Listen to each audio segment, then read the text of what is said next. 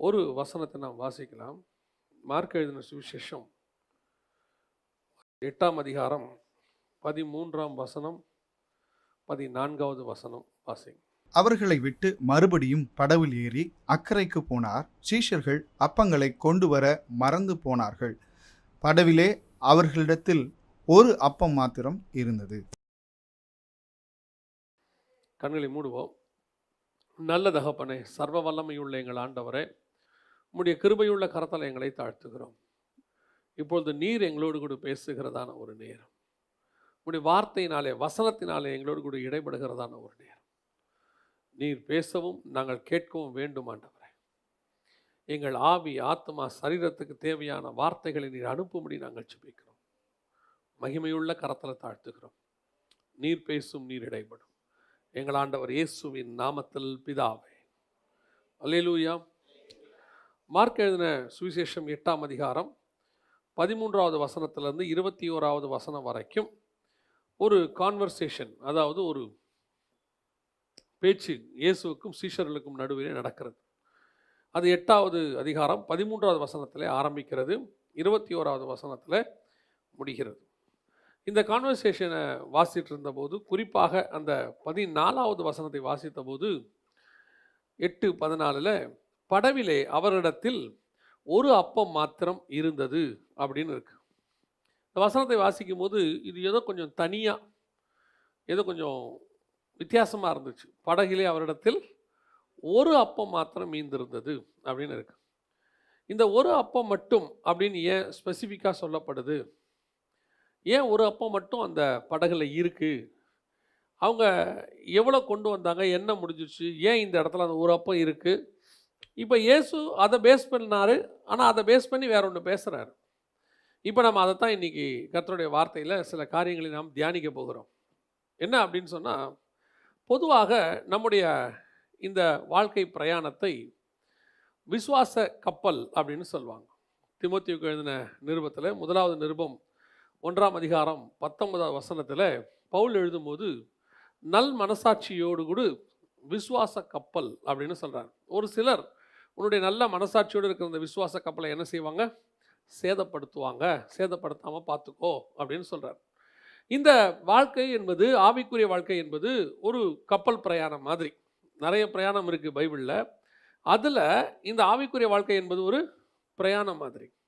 இந்த பிரயாணத்தை நாம் தியானிக்கும் போது, இந்த குறிப்பிட்ட வேத பகுதியில் 8ஆம் அதிகாரம் 13வது வசனத்தை வந்து வாசிக்கும் போது, அந்த படகிலே ஒரு அப்பம் மாத்திரம் இருந்தது அப்படின்னு இருக்கு. இப்போ இயேசுவானவர் அந்த அப்பத்தை குறித்து பேசாமல் அவர் வேறொரு காரியத்தை அங்கே ஆரம்பிக்கிறார். ஆனால் அப்பம் சம்பந்தப்பட்ட பிரச்சனை தான் ஆரம்பிக்கிறார். இப்போ அதுதான் நம்ம ஒன்றா பார்க்க போகிறோம். இப்போ சீஷர்களை பார்த்து அவர் சொல்கிற வார்த்தை என்ன அப்படின்னா, 15வது வசனத்தில், நீங்கள் பரிசேயருடைய புளித்த மாவை குறித்தும் ஏரோதின் புளித்த மாவை குறித்தும் எச்சரிக்கையாக இருங்கள் என்று கற்பித்தார். அதற்கு அவர்கள், நம்மிடத்தில் அப்பங்கள் இல்லாதபடியினால் இப்படி சொல்லுகிறார் என்று தங்களுக்குள்ளே யோசனை பண்ணி கொண்டார்கள். இப்போ இந்த பிரயாணத்தை நீங்கள் பார்க்கும்போது இயேசு கிறிஸ்துவானவர் சொல்கிற விஷயத்தை அவங்க தப்பாக புரிஞ்சுக்கிறாங்க. அவங்களுடைய நோக்கம் எல்லாம் எதன் மேலே இருக்குது அப்படின்னா, இப்போ இந்த பிரயாணத்துக்கு நமக்கு ஒரு 13 பேர் இருக்கிறோம் இந்த போட்டில். நம்ம எல்லாருக்கும் என்ன தேவைப்படுது? சாப்பிட்றதுக்கு அப்பங்கள் தேவைப்படுது. இப்போ இயேசு கிறிஸ்துவானவர் நம்ம அப்பம் கொண்டு வரல அப்படிங்கிறத நமக்கு என்ன செய்கிறாரு? சூசகமாக சொல்லி கொடுக்குறாரு போல அப்படின்னு சொல்லி அவர்கள் இம்மைக்குரியதை குறித்து பேசுகிறார்கள், அவர்கள் அந்த அப்பத்தை குறித்து. ஆனால் இயேசுவானவர் பேசுகிறது ஒரு மாபெரும் ஸ்பிரிச்சுவல் சத்தியம். அதை பற்றி நம்ம பின்னாடி பார்க்கலாம். மிகப்பெரிய ஸ்பிரிச்சுவல் சத்தியத்தை அவர்களுக்கு அந்த போதிக்கிறார். அந்த ஸ்பிரிச்சுவல் சத்தியத்தை அவர்கள் போதிக்கும் போது அவர்களோ அந்த ஸ்பிரிச்சுவல் சத்தியத்தை உணராதபடி அவர்கள் எதை குறித்து கவலைப்படுகிறவர்களாக இருந்தார்கள்? அன்றாட தேவையை குறித்து, அப்போ நடக்கிற ஒரு விஷயத்தை அவர் அப்பத்தை பற்றி பேசுகிறாரு அப்படின்னு சொல்லி அவர்கள் யோசிக்கிறார்கள். நம்முடைய வாழ்க்கை பிரயாணத்திலும் கூட, விசுவாச கப்பலை போய்கொண்டிருக்கிற நம்ம இடத்தில் கூட பல நேரங்களிலே தேவன் சில ஆவிக்குரிய சத்தியங்களை தான் பேச விரும்புகிறார். நம்ம இடத்துல ஆண்டவர், இப்போ நீங்கள் சபைக்கு வரீங்க, அல்லது தனிப்பட்ட முறையில் ஜெபம் பண்ணுறீங்க, வேதம் வாசிக்கிறீங்க, அல்லது நான் சொல்லுவேன், நீங்கள் ஜெபம் பண்ணும் போது வேதம் வாசிப்போது மட்டுமல்ல, நீங்கள் தேவனோடு கூட சஞ்சரிக்கிற எல்லா சூழ்நிலைகளிலும் தேவன் உங்களோடு கூட பேச விரும்புகிறார். நாட் ஓன்லி இந்த சர்ச் டைம், இல்லைனா உங்களுடைய ப்ரேயர் டைம், இல்லை உங்களோட பைபிள் ரீடிங் டைம் மட்டும் இல்லை. 24 மணி நேரமும் தேவனும் நீங்களும் ஒரு சஞ்சரிக்கிற அனுபவத்தில் இருக்கணும். உங்கள் இருதயம் தேவனோடு கூட தொடர்பிலேயே இருக்கணும். ஒருவேளை நம்ம ஆஃபீஸ் அவஸ்தவத்தில் மற்ற நேரங்களில் கூட தேவனை பற்றின ஒரு சிந்தனை இருந்துகிட்டே இருக்கணும். இதை நாங்கள் அடிக்கடி இன்சிஸ்ட் பண்ணுறேன். நாம் தேவனோடு கூட சஞ்சரிக்கிறதாக இருக்கணும். அப்படி இருக்கும்போது நம்முடைய வாழ்க்கையில் தேவையான சில காரியங்களை ஆவிக்குள்ளாக தேவன் நம்மிடத்தில் பேசுவார். பயங்கர ஸ்பிரிச்சுவலாக பேசுவார். இந்த இம்மைக்குரியதை பற்றி இயேசு அங்கே பேசவே இல்லை. ஆனால் இவர்கள் எப்படி எடுத்துக்கொண்டார்கள்? நம்மக்கிட்ட அப்பம் இல்லை போல, அதை பற்றி தான் இயேசு என்ன செய்கிறாரு? பேசுகிறார். காலத்தை பார்த்தால் போதர்களாக இருக்க வேண்டிய நீங்கள் இன்னும் பிள்ளைகளாக இருக்கிறபடினாலே, பால் உண்ணுகிற பிள்ளைகளாக இருக்கிறபடினாலே, தேவன் நம்மோடு கூட ஆவிக்குரிய சத்தியங்களினுடைய ஆழத்துக்குள்ளே கொண்டு போக விரும்புகிறார். ஆனால் நம்முடைய தாட் இன்னும் எதை பற்றியே இருக்குது? இம்மைக்குரியதை பற்றி. இன்னைக்கு சாப்பாடு இல்லை, இப்போ கொடுக்கல, அதை தான் பேசுகிறாரு. நிறைய பேருக்கு ஒரு எண்ணம், நம்ம கொஞ்சம் ஆவிக்குரிய சத்தியத்தில் ஆழமாக பேசினா அந்த அளவுக்குலாம் ஆவிக்குரிய ஆழத்துக்கு நம்ம போக வேண்டிய அவசியம் இல்லை. ஆவிக்குரிய வாழ்க்கை என்பது ஒரு மேம்பாடாக ஒரு ஆண்டவரோடு கூட பட்டும் படாமல் வாரத்துக்கு ஒரு நாள் ஆண்டவரோடு இருந்தால் போதும். ஏதோ காலைல ஏஞ்சி ஒரு 1/2 மணி நேரம் ஜெபம் பண்ணோம், பைபிள் வாசம், தட்ஸ் எனஃப். மற்றபடி நாம் அன்றாட காரியங்களுக்காக தான் கவலைப்பட வேண்டும். ஒரு சிலர்லாம் சொல்கிறாங்க, என்ன சொல்கிறாங்க, இப்படி ஸ்பிரிச்சுவலி ஊழியம் அது இதுன்னு போய்கிட்டே இருந்தால் அன்னைக்குள்ள தேவை யார் சந்திக்கிறது? சாப்பாட்டு தட்டில் சாப்பாடு வருமா? அந்த மாதத்துக்குரிய காசு வருமா? உழைக்க வேண்டாமா? இப்படி ஸ்பிரிச்சுவலாக மினிஸ்ட்ரின்னு போயிட்டு இருந்தா இப்படி உங்களுக்கு வருமா? நான் சொல்லுவேன், கர்த்தர் உங்களை அப்படி மினிஸ்ட்ரி என்று ஆழமாக கொண்டு போக விரும்பினால், அப்படி நீங்கள் போவீர்களானால் உங்கள் தட்டிலே சாப்பாடு வரும். சொல்றது ஆண்டவராக இருந்து கேட்கறது நீயா இருக்கணும். ஆனால் நிறைய பேருடைய மைண்ட் இன்னும் எதை பற்றி யோசிச்சுக்கிட்டே இருக்குது? இம்மைக்குரியதை பற்றியே. நம்ம இன்னைக்கு சாப்பாடுக்கு என்ன பண்ணுவோம்? அவர் நம்மகிட்ட சாப்பாடை பற்றி தான் பேசுகிறார். தேவன் உங்ககிட்ட சாப்பாடை பற்றி பேச வேண்டிய அவசியம் இல்லை. இன்னும் நான் ஒருபடி மேலே போய் சொல்லுவேன், இன்னைக்குரியவர்கள் அதைத்தான் உங்களுக்கு போதிக்கிறார்கள். இந்த உலக பிரகாரமான போதனையோ உலக பிரகாரமான ஆசீர்வாதத்தை குறித்தோ தேவன் உங்களுக்கு சொல்ல வேண்டிய அவசியம் இல்லை. வாக்குத்தத்தம் பண்ண வேண்டிய அவசியம் இல்லை. அது நியாயப்பிரமாணத்தோடு கூட முடிந்துருச்சு. அது உலக பிரகாரமான ஆசீர்வாதத்தை குறித்து. இந்த புதிய ஏற்பாட்டை பொறுத்த வரைக்கும் அவர் உங்களோடு கூட உங்கள் ஆத்மாவை குறித்து பேச விரும்புகிறார், உங்கள் ஆவியை குறித்து பேச விரும்புகிறார், நித்திய ஜீவனை குறித்து பேச விரும்புகிறார். இன்னும் தேவன் உங்களோடு கூட ஆழமாக போக விரும்புகிறார்.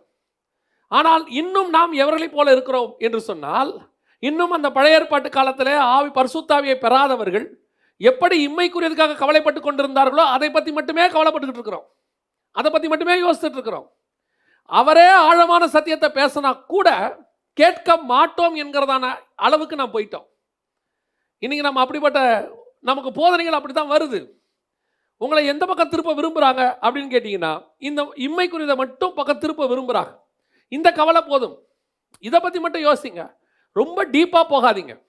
நான் சொல்லுவேன், அப்படிப்பட்டவர்களை குறித்து தேவன் கவலைப்படுகிறது இல்லை. இப்போ அவர் சத்தியம் பேச விரும்புகிறார், ஆழமான காரியங்களை சொல்லிக் கொடுக்க விரும்புகிறார். அதை கேட்கிறதுக்கு உங்களுடைய காதுகள் விருத்தச்சேதனம் பண்ணப்பட்டதாக இருந்தால் தேவன் உங்களோடு கூட பேச தயாராக இருக்கிறார். நீங்கள் அதை அசட்டை பண்ண தயாராக இருந்தால் தேவன் உங்களோடு கூட பேச விரும்பவில்லை. பல நேரங்களிலே கர்த்தருடைய சத்தம் நமக்கு கேட்கவே மாட்டேங்குது. பல நேரங்களில் கர்த்தருடைய ஆழமான காரியங்களுக்கு நம்ம போகவே முடியல.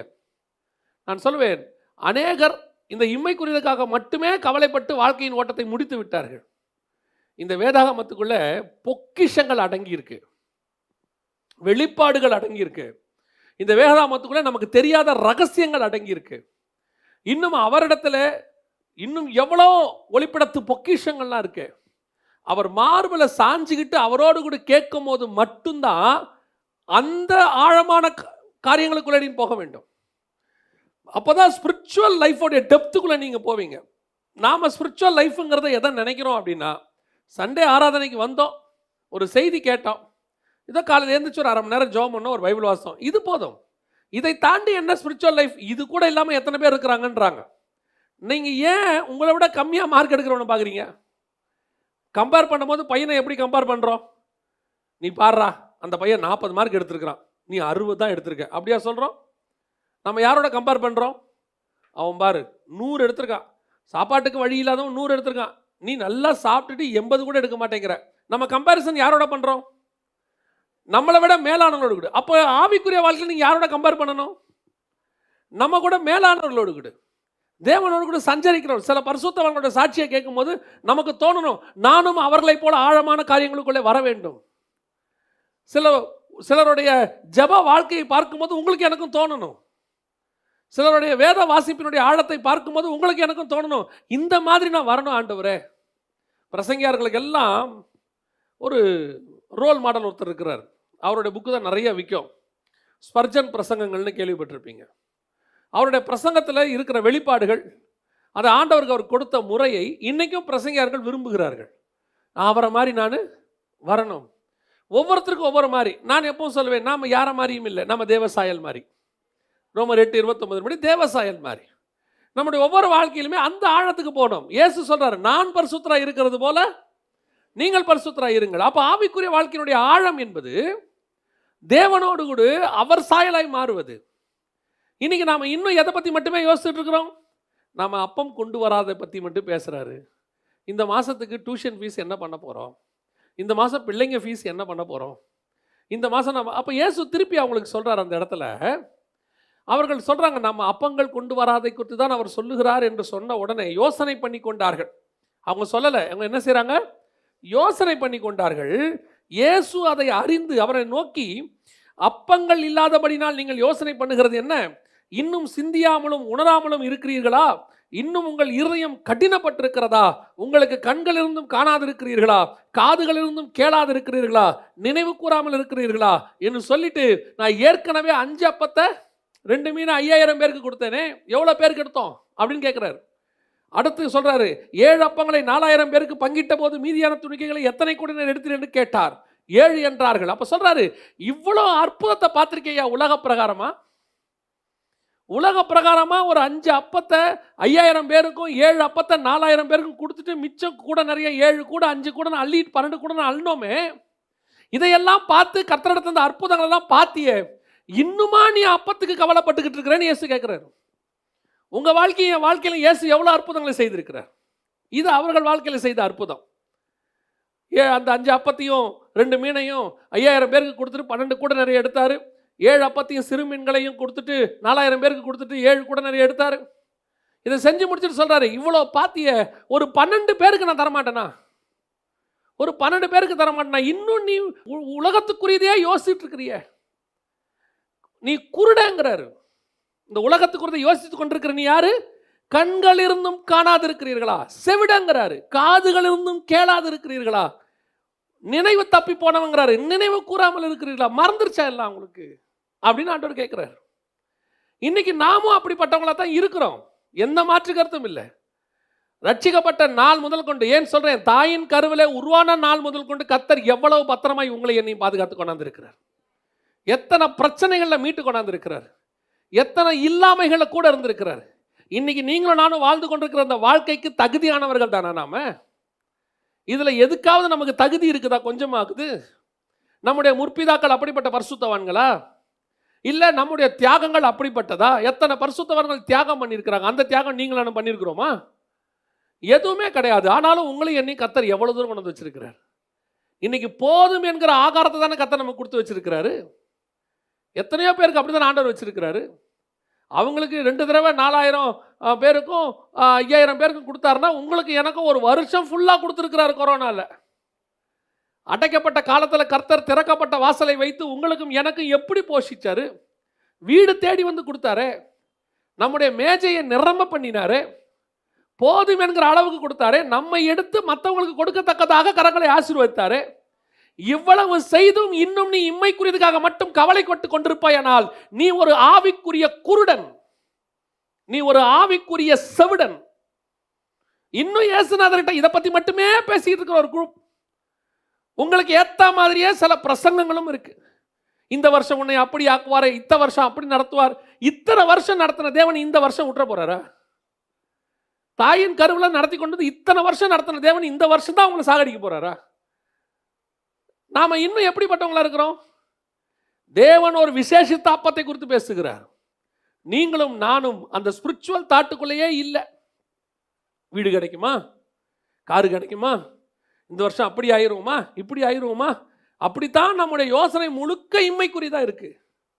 அப்ப இம்மைக்குரியதை பத்தி யோசிக்க வேண்டிய அவசியமே இல்லையா? தெளிவா இயேசு சொல்றாரு, காட்டு புஷ்பத்தை பாருங்கள், அடைக்கலாம் குருவிகளை பாருங்கள். அவைகள் விதைக்கிறதும் இல்லை, அறுக்கிறதும் இல்லை, நூறுக்கிறதும் இல்லை, பரமபிதா அவைகளுக்கும் பிழைப்பூட்டுகிறார். நீங்கள் அவர்களை பார்க்கலும் விசேஷித்தவர்கள் அல்லவா? நீங்கள் நானும் அப்படியும் இல்லை, நம்ம சோம்பேறிகளும் இல்லை, குறைச்ச வேலைக்கு போய்கிட்டு தான் இருக்கிறோம். கர்த்தர் கொடுத்த வேலைக்கு போய்கிட்டு தான் இருக்கிறோம். நம்மளால் முடிஞ்ச அளவுக்கு உழைச்சிக்கிட்டு தான் இருக்கிறோம்.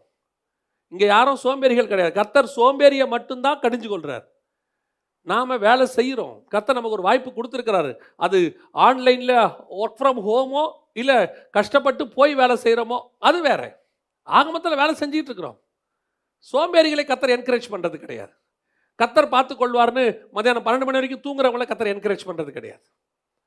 கிடைச்ச வேலையை உண்மையாக செய்கிறவனை கர்த்தர் அபிரிதமாய் ஆசீர்வதிக்கிறார். நான் சொல்லுவேன், தன் வேலையில் உண்மை உள்ளவன் புறஜாதியானாய் இருந்தால் கூட கர்த்தர் அவனை ஆசீர்வதிக்கிறார். உண்மை உள்ள மனுஷன் பரிபூர்ண ஆசீர்வாதங்களை பெறுகிறான். ஏன் உலகத்தார்கள் உழைச்சி சம்பாதிக்கிறது இல்லையா? நல்லபடியாக வாழ்றது இல்லையா? அவங்க உழைப்பு அவங்களுக்கு சாப்பாடு போடுது. அவர்களுக்கும் வசனம் சொல்லுது, நல்லோருக்கும் தீயோருக்கும் மழையை பெண்விக்கிற தேவன் அவங்களுக்கே அப்படி செய்வாரானால் உனக்கும் எனக்கும் இன்னும் எப்படி செய்வார்? அப்போ அவரை நோக்கி பார்த்த நீங்கள் நானும் எங்கே வெக்கப்பட்டு போயிருக்கிறோம்? நாம் இந்த செய்தியை தொடர்ச்சியாக கேட்டுக்கிட்டு இருக்கிறவங்களுக்கு சொல்கிறேன், இன்னும் இம்மைக்குரியதாக மட்டும் தேவன்கிட்ட போய் அழாதீங்க. ஒரு கணவன் உங்களை 30 வருஷம் 20 வருஷம் 40 வருஷம் கஷ்டப்படாமல் உங்களை நடத்தி கொண்டு வராரு போடுறாருன்னா 41வது வருஷமாக அவர்கிட்ட போயிட்டு இனி என் வாழ்க்கை என்ன ஆகணும், அந்த ஆளுக்கு எவ்வளோ டென்ஷன் ஆகும்? அந்த ஆள் என்ன கேட்பான்? 40 வருஷம் உன்னை 3 வேளையும் நல்லா சாப்பாடு போட்டு நல்லா தடிமாடு மாதிரி வளர்த்து வச்சிருக்கனே, இதுக்கு மேலேயா உன்னை சாகடிக்க போகிறேன்? வாயை மூடிட்டு என் பின்னாடி வா. அவன் கோபமாக பேசுவான். அதே கோபத்தை தான் இயேசுநாதர் பேசுகிறாரு. உன் கண்ணு இருந்தும் உனக்கு குருடனா நீ, காது இருந்தும் செவிடனா நீ, நினைவு கூறாமல் இருக்கியா? இத்தனை வருஷம் உன்னை நடத்தி கொண்டு வந்திருக்கிறேனையப்பா. 5000 பேருக்கு பாத்திய சாப்பாடு போட்டு மிச்சம் 12 கூட நிறைய எடுத்து சாப்பிட முடியாமல் அதை கொடுத்த நான் ஒரு 13 பேருக்கு சாப்பாடு கொடுக்க மாட்டேன். நான் எவ்வளோ பெரிய தாட்டம் உங்கள்கிட்ட பேசிக்கிட்டு இருக்கிறேன், நீ இன்னும் சாப்பாட்டுக்கு பேசிக்கிட்டு இருக்கியேடா. அதுதான் கர்த்தருடைய கோபம்.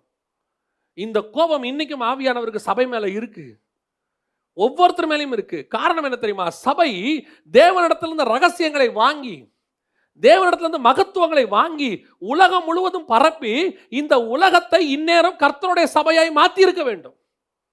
ஆதாமுக்கு கொடுக்கப்பட்ட கட்டளை என்ன? இந்த உலகத்தை கீழ்ப்படுத்தி அதை ஆண்டு கொள்ளுங்கள். இன்னைக்கு இயேசுநாதர் உலகத்தை ஜெயிச்சிட்டாரு.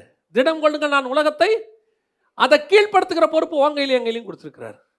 ஒரு சபை மாத்திரம் ஆவிக்குரிய சத்தியத்தை அப்படியே உலகம் முழுக்க கரெக்டாக கொண்டு போய் இருந்தா இந்நேரம் எழுப்புதல் முழு உலகமும் கர்த்தருடைய டீச்சிங்குள்ள வந்திருக்கும், டாக்டரின்குள்ள வந்திருக்கும்.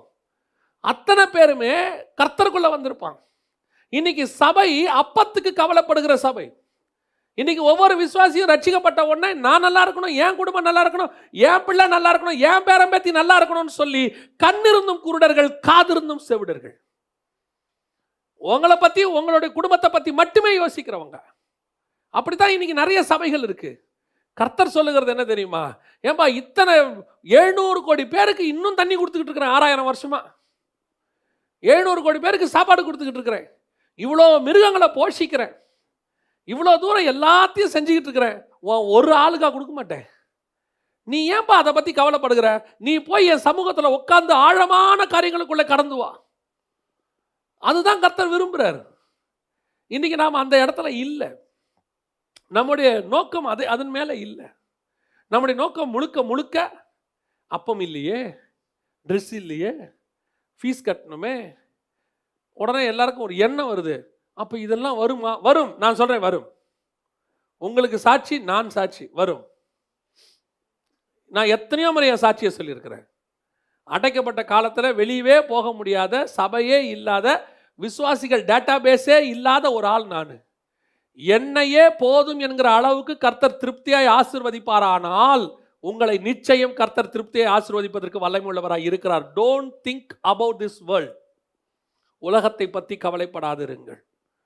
அதனதின் காலத்தில் நேர்த்தியாய் நடக்கும். உங்களை நடத்தின தேவன் உங்கள் பிள்ளைகளையும் நடத்துவார்.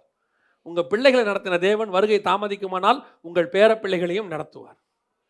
உங்களுக்கு சாப்பாடு கொடுத்தவர் உங்கள் பிள்ளைகளுக்காக விட்டுருவார். ஒன்று நல்லா தெரிஞ்சுக்கொள்ளுங்க, உங்கள் சத்தத்துக்கே செவி சாய்க்கிறவர் பிள்ளை சத்தத்துக்கு கண்டிப்பாக செவி சாய்ப்பார். ஆகார் சத்தத்துக்கு செவி சாய்க்கிறாரோ இல்லையோ, பிள்ளையின் சத்தத்துக்கு கர்த்தர் செவி சாய்ப்பார். அந்த தேவன் நம்மோடு கூட இன்னும் ஜீவனோடு கூட இருக்கிறார். எல்லாருக்கும் கேட்டால் உடனே தூக்கி பழியை யார் மேலே போடுறதுன்னா பிள்ளைங்க மேலே போடுறது. நம்மளை விடுங்க, எப்படினாலும் பரவாயில்ல. நாளைக்கு இந்த உலகத்தில் இந்த பிள்ளைகள் என்ன செய்யும்? நீங்கள் என்ன தோல் மேலே தூக்கி வச்சு நடக்க போறீங்களா? இல்லை நம்ம அப்பா அம்மா தான் தோல் மேலே தூக்கி வச்சுட்டு நடந்தாங்களா? எத்தனை பேருடைய பிள்ளைகள் நினைவு தெரியுதுக்கு முன்னாடி அப்பா அம்மா செத்து போனாங்க. அந்த பிள்ளைகளையுமே கர்த்தர் வளர்த்து எடுத்து கொண்டாந்து நீங்கள் நிற்க வச்சுட்டார். நான் தான் எப்பவும் சொல்லுவேன், என்னுடைய தகப்பன் நீதிமான் கிடையாது, ஆண்டவரை அறிஞ்சவர் கிடையாது. அவர் தேவனை அறியாத மனுஷன். தேவனை அறியாத மனுஷனுக்கு பிறந்த என்னையே கர்த்தர் இவ்வளவு பத்திரமா பாதுகாப்பாரானால், தேவனை அறிந்து அவருக்கு ஊழியம் பண்ணக்கூடிய என்னுடைய பிள்ளைகளை கர்த்தர் எப்படி கைவிடுவார்? அதைத்தான் நான் சொல்ல வரேன். இப்போ நீங்க யோசிக்கணும், நம்முடைய தாய் தகப்பன் ஒருவேளை ரட்சிக்கப்படாதவங்களா இருந்திருப்பாங்க, அவங்களுக்கு பிறந்த நம்மையே இவ்வளவு பத்திரமாய் கர்த்தர் பாதுகாப்பானால், ரட்சிக்கப்பட்ட தாய் தகப்பனுக்கு பிறந்த நம்முடைய பிள்ளைகளை எப்படி கர்த்தர் கைவிடுவார்? வசனம் சொல்லுது, நீதிமானின் சந்ததி அப்பத்துக்கு இறைஞ்சினது இல்லை. நீ எல்லாம் சொல்றது அதான், ஒரே பழி தூக்கி பிள்ளைங்க மேல போடுறது. எங்களுக்கு ஒரு கவலையும் இல்லைங்க. நாங்க வெந்ததை சாப்பிட்டு இன்னைக்கு சாகிறதுக்கு தயாரா இருக்கோம். ஆனா நாளைக்கு நம்ம பிள்ளைகள் என்ன பண்ணுவாங்க? நாளைக்கு அவங்களும் வெந்ததை சாப்பிட்டு சாக தயாரா இருப்பாங்க. Don't worry. 100 சவரனை வச்சு என்ன பண்ண போறீங்க? குஜராத் மாநிலத்தில் புஜ்ஜுன்னு ஒரு கிராமம் இருந்துச்சு. அந்த கிராமத்தில் 5 அடிக்கு மாடி கட்டடம். அதில் ஒருத்தர் இருந்தார், நகை வியாபாரி. அந்த கிராமத்தில் தான் மிகப்பெரியதான ஒரு பூகம்பம் வந்தது. அதில் பல வீடுகள் உள்ளே போச்சு.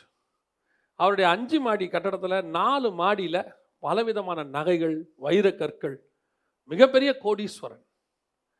பூகம்பம் ஆடிச்சு, எல்லாம் உள்ளே போச்சு. இந்த மனுஷன் உயிர் காப்பாற்றினா போதும்னு சொல்லிட்டு எழுந்திரிச்சு ஓடி வெளியே வந்துட்டார். அவரும் அவர் குடும்பமும் மொத்தமும் உள்ளே போச்சு, எல்லாம் மூடிருச்சு. அவருக்கு கையில் பாக்கெட்டில் இருந்தது வெறும் 500 ரூபா மட்டும். வெறும் 500 ரூபா மட்டும். வெளியே வந்தார். அந்த மத்தியானம் சாப்பாட்டுக்கு அந்த 500 ரூபாய்க்கு அவரும் அவர் குடும்பமும் சாப்பிட்டாங்க. அடுத்த வேளை சாப்பாட்டுக்கு தண்ணி வாங்குறதுக்கு அவர் கையில் காசு இல்லை. மொத்தம் பூமிக்குள்ளே போயிடுச்சு. நகை காப்பாற்றவில்லை, கோல்டு காப்பாற்றலை, வைரக்கல் காப்பாற்றலை, வீட்டுக்குள்ளே இருந்த கரன்சி காப்பாற்றலை. அடுத்த வேளை சாப்பாட்டுக்கு என்ன செய்யுதுன்னு தெரியாமல் கவர்மெண்ட் கொடுக்குற சாப்பாட்டுக்கு கையேந்தி நின்னார். ஆனால் உங்களையும் என்னையும் இது எதுவுமே இல்லை. பரலோகத்தில் ஒரு கரம் பத்திரமாய் உங்களையும் என்னையும் பாதுகாத்து கொண்டிருக்கிறது. இன்னும் நடத்திக்கிட்டே இருக்குது. அதுதான் ஆண்டவர் கேட்குறாரு, இன்னும் உனக்கு அவிசுவாசமா? இன்னும் உன் தாட்டு உலகத்து மேலே இருக்கா? இன்னும் நாளைய தினத்தை பற்றி கவலையா? இன்னும் நம்ம சாப்பாட்டுக்கு என்ன பண்ணுவோன்ற பயமா? நீ ஒரு ஆவிக்குரிய குருடனுங்கிறார் ஆண்டவர். நீ ஒரு ஆவிக்குரிய செவிடன். நீ எல்லாத்தையும் மறந்த, நினைவு கூற முடியாத ஒரு மறதியான ஆளுங்கிறார் ஆண்டவர். இன்னைக்கு நம்ம ஒரு தீர்மானம் எடுக்கணும். கர்த்தர் எங்கிட்ட ஆழமான காரியங்களை பேச வேண்டும். நான் இந்த மேம்போக்குக்காக பைபிள் படிக்கிறத விட்டுருவேன். இந்த மேம்போக்குக்காக, உலக ஆசீர்வாதத்துக்காக ஊழியக்காரனுக்கு பின்னாடி ஓடுறது, ஜனவரி மாதம் 1ஆம் தேதி ஓடுறது, இந்த வருஷம் எப்படி இருக்கும்? எல்லா வருஷமும் எப்படி இருந்துச்சோ அப்படி தான் இருக்கும். இந்த வருஷம் ஒன்று ஆசீர்வதிக்கணும்னு கர்த்தர் டிசைட் பண்ணால் ஆசீர்வாதம் கொடுப்பாரு. உங்களுக்கு என்ன, இந்த வருஷம் எப்படி இருக்குன்னு ஒரு ஜோசியம் தெரியணும், ஆருடம் தெரியணும். நடக்குதோ இல்லையோ அடுத்த வருஷமும் போய் கேட்கறது, இந்த வருஷம் எப்படி இருக்கும்? எல்லா வருஷம் மாதிரி தான் இருக்கும். ஒன்றும் புதுசாலாம் ஒன்றும் இல்லை. உன்னையும் என்னையும் நடத்துகிறவர் என்ன நிர்ணயித்தாரோ அது அந்த வருஷத்துல நடக்கும். அதை தடுக்க யாராலையும் முடியாது. கொடுக்கிறவர் வல்லமை உள்ளவர். ஜோசியக்காரன் மாதிரி யோசிக்காதீங்க. போய் ஜோசியக்காரங்கிட்ட போய் நிற்கிற மாதிரி நிற்காதீங்க. தீர்க்கதரிசிக்கு முன்னாடி இன்னையோட தீர்மானம் பண்ணணும், நான் இந்த உலகத்தை குறித்து யோசிக்கவே மாட்டேன். அதினதின் காலத்தில் நேர்த்தியாய் நடக்கும். பிள்ளை 3ஆவது படிக்கும்போது ஃபீஸ் 350 ரூபா, 3500 ரூபா. அப்போ கேட்டாங்க, நாளைக்கு 12ஆவது படிக்கும்போது நம்ம காலேஜுக்கு போகும்போது 30,000 ரூபா கட்டணுமே, அப்போ என்ன பண்ணுவீங்க? அன்னைக்கு சொன்ன பதில், 12ஆவது படித்து காலேஜுக்கு போகும்போது அன்னைக்கு தேவையை கத்தர் அன்னைக்கு சந்திப்பார். அன்னைக்கு வரும்போது அந்த 30,000 கத்தர் கொடுத்தார், ஃபீஸ் கட்ட வச்சார். உடனே கல்யாணம் ஆகும்போது என்ன பண்ணுவீங்க? கல்யாணம் வரும்போது அன்னைக்கு பார்ப்பார், இன்னைக்கு என்ன. நான் தான் சொல்லுவேன், நாளைக்கு கல்யாணத்துக்கு என்ன பண்ண, நமக்கே கல்யாணம் பண்ணி வச்சாரு ஆண்டவர், பிள்ளைக்கு விட்டுற போறாரு. நமக்கே நடந்திருக்க. எனக்கு எப்பப்பெல்லாம் வாழ்க்கையில் இதெல்லாம் நடக்குமா அப்படின்னு சந்தேகம் வந்தால் கண்ணாடியை பார்ப்பேன். நமக்கு ஏன் நடந்திருக்கு, எவனுக்கு வேணாலும் நடக்கும். சோத்திர ஆண்டவரே. இன்னையோட இம்மைக்கு யோசிக்கிறத பற்றி என்ன செய்யுங்க? Stop thinking. கவலைப்படுறதை நிறுத்துங்க. எதுக்கு இதை யோசிக்காமல் இருக்குன்னு? எதுக்குன்னா, தேவன் இதை நிறுத்தினாதான் உங்ககிட்ட ஆழமான காரியங்களை பேசுவார். தேவன் வேற ஒன்றை பேச விரும்புகிறார். அதை பேச விடாமல் எது தடுத்துக்கிட்டு இருக்குன்னா இதான் தடுத்துக்கிட்டு இருக்கு. 10 வருஷம் ஆனாலும் 15 வருஷம் ஆனாலும் இன்னும் அதே சிந்தனை, அதில் எந்த மாற்றமும் இல்லை. என் பொண்ணுக்கு எப்படியாவது ஒரு 100 சவரன் போட்டா 100 சவரன் போட்டு போக முடியுமா? ரோட்டில் போட்டு போக முடியுமா? ஒரு ஆள் மொத்தம் போட்டு போனாராம், எத்தனையோ சவரன் போட்டு ஏர்போர்ட்டில் போனோன்னு பிடிச்சி உள்ளே வச்சு விட்டான். இவ்வளோது எங்கேருந்து வந்துச்சு? வருமான வரி கட்டினியா? பயங்கரமாக பிடிச்சி உள்ளே வச்சு அன்றைக்கி பிரயாணம் போகணும், மறுநாள் தான் அமுச்சு விட்ருக்கான். இப்படி நமக்கு தேவையா? எல்லாருக்கும் ஆசை இருக்கு, 100 சவரன் வேணும், 150 சவரன் வேணும். நான் சொல்கிறேன், 150 சவரன் இருந்தால் தூக்கம் வராது, 10க்கே வர மாட்டேங்குது. எங்கேயாவது ஊருக்கு போனோம்னா இது என்ன பண்ணலாம்? பேக்கில் போட்டு கையோடு எடுத்துகிட்டு போயிடலாமா? இல்லை பீரோவை பூட்டிட்டு சாவியை இடுப்பில் வச்சுக்கலாமா? இல்லைனா இதை எடுத்து அவ்வளோ கஷ்டப்பட்டு எதுக்கு அதை வச்சுப்பானே? ஒரு நிம்மதியே இல்லாமல். முடிஞ்சால் போட்டுக்கிட்டு போங்க, முடியலல்ல அப்புறம் எதுக்கு அது? என்னைக்காவது யோசிச்சிருக்கீங்களா? வீட்டில் 6 தலைகாணி இருக்கே, இதை திருட வந்து எடுத்துகிட்டு போயிட்டா என்ன பண்ணுறது? 2 பக்கத்து வீட்டில் கொடுத்துட்டு போகலாமான்னு யோசித்தீங்களா? ஏன் அதை பற்றி நீங்கள் கவலைப்படல? அந்த ரேஞ்சுக்கு இது இருந்தால் போதும். அப்படி போனீங்கன்னா தேவன் மறுமைக்குரியதை பற்றி உங்களோடு கூட பேசுவார். முதல்ல யூ மஸ்ட் ஃபார்கெட், இதை விடுங்க. 2வது அந்த வசனத்தை வாசிங்கள் பார்ப்போம். 15வது வசனம் 8-15 வாசி. நீங்கள் பரிசேயருடைய புளித்த மாவை குறித்தும் ஏரோதின் புளித்த மாவை குறித்தும் எச்சரிக்கையாக இருங்கள் என்று கற்பித்தார். கர்த்தர் பேச விரும்பினது என்னன்னா, ஏரோதின் புளித்த மாவுனா என்ன, பரிசேயர் புளித்த மாவுனா என்ன அப்படின்னா, இதே காரியத்தை, இதே சம்பவம் மத்தேயு எழுதின சுவிசேஷம் 16ஆம் அதிகாரம் 12வது வசனத்தை வாசி. அப்பொழுது அவர் அப்பத்தின் புளித்த மாவை குறித்து எச்சரிக்கை இருக்க வேண்டும் என்று சொல்லாமல் பரிசேயர் சதிசேயர் என்பவர்களின் உபதேசத்தை குறித்து அப்படி சொன்னார் என்று அறிந்து கொண்டார்கள். நல்லா கவனிச்சுக்கொள்ளுங்க, இயேசு பேச விரும்பினது எதை பற்றி? உபதேசத்தை குறித்து. அந்த உபதேசத்தை குறித்து பேச விரும்பினார். இவங்க எதை பற்றி கவலைப்பட்டாங்க? அன்னைக்கு கிடைக்கிற சாப்பாடை பற்றி கவலைப்பட்டாங்க. அப்போ இயேசு ஸ்பிரிச்சுவலி பேச விரும்புகிறாரு, இவங்க எதை பற்றி கவலைப்பட்டாங்க? வேர்ல்ட்லி கவலைப்பட்டாங்க. அதைத்தான் அவர் சொன்னார், வேர்ல்ட்லி கவலைப்படாதீங்க, ஏற்கனவே இதை பற்றி நான் எல்லாமே செஞ்சு முடிச்சுட்டேன், அது உங்களுக்கும் தெரியும். 2 தடவை பெரிய அற்புதம் செஞ்சிருக்கிறேன், அந்த தேவன் இன்னும் அற்புதம் செய்வதற்கு வல்லமையுள்ளவராக இருக்கிறார். அப்போ உலகத்தை பற்றி, உலகத்தின் காரியங்களை குறித்து கவலைப்பட வேண்டிய அவசியம் இல்லை. இப்போ ஆண்டவர் நம்மகிட்ட 2வது கொஞ்சம் டீப்பாக பேச விரும்புகிறார். எதை பற்றி டீப்பாக பேச விரும்புகிறாரு? உபதேசத்தை குறித்து பேச விரும்புகிறார். எந்த உபதேசம்? பரிசேயர் உபதேசத்தை குறித்தும் ஏரோதின் உபதேசத்தை குறித்தும். இந்த பரிசேயர் உபதேசம்னா என்ன அப்படின்னு கேட்டிங்கன்னா, மத்தேயு 9ஆம் அதிகாரம் 14வது வசனத்தில், அப்பொழுது யோவானுடைய சீஷர் அவரிடத்தில் வந்து, நாங்களும் பரிசேயரும் அநேக தரம் உபவாசிக்கிறோமே, உம்முடைய சீஷர் உபவாசிக்கிறது இல்லையா அப்படின்னு கேட்டவுடனே அதுக்கு ஒரு பதில் சொல்லிட்டு ஆண்டவர் சொல்றாரு, ஒருவனும் கோடி துண்டை பழைய வஸ்திரத்தோடு இணைக்க மாட்டான். அப்படின்னா என்ன அர்த்தம்? கோடி துண்டை பழைய துண்டோடு புது துண்டோடு கூட இணைக்க கூடாதுன்னு சொல்லிட்டு பரிசேயர் பற்றி கேள்வி கேட்கும் போது இந்த பதில் சொல்றாரு. சொல்லிட்டு சீஷர்களுக்கு பரிசேயரை பற்றி சொல்லும் போது, புளித்த மாவை நல்ல மாவோட என்ன செய்யக்கூடாது? இணைக்க கூடாது அப்படிங்கிறார். இதோடைய அர்த்தம் என்ன அப்படின்னா, அந்த பரிசேயருடைய உபதேசம் என்ன அப்படின்னு கேட்டிங்கன்னா, இவர்கள் இந்த நியாயப்பிரமாணத்தை அப்படியே ஆஸ்பெக்ட் ஃபாலோ பண்ணுறவங்க. அதே நேரத்தில் இந்த புதுசாக வர இயேசுவையும் என்ன செய்கிறாங்க? ஏற்றுக்கொள்ள விரும்புகிறாங்க. நியாயப்பிரமாணம் மாறாமல் இயேசுவை என்ன செய்யணும்? ஏற்றுக்கொள்ளணும். ஆனால் இயேசு சொல்கிறாரு, உனக்குள்ள நியாயப்பிரமாண சிந்தனைகள் இருக்க கூடாது, அது பாவம். இந்த பரிசேயருடைய சிந்தனை என்னன்னா, அதுவும் இருக்கணும், இதையும் ஏற்றுக்கொள்ளணும் அப்படின்னு. நமக்கு பழைய ஏற்பாடு இருக்குது, இயேசு சொல்கிறார் ஒரு இடத்துல, அதையும் நீங்கள் விடாதிருக்கணும், இதையும் செய்யணும். அதுக்கு என்ன அர்த்தம்னா, இந்த பழைய ஏற்பாடு என்பது நமக்கு ரெஃபரன்ஸ். இது உள்ள நிறைய ரெஃபரன்ஸ் இருக்குது, பொக்கிஷம் இருக்குது, எல்லாம் இருக்குது. ஆனால் நியாயப்பிரமாண முறைமையை நீங்களாம் என்ன செய்ய முடியாது?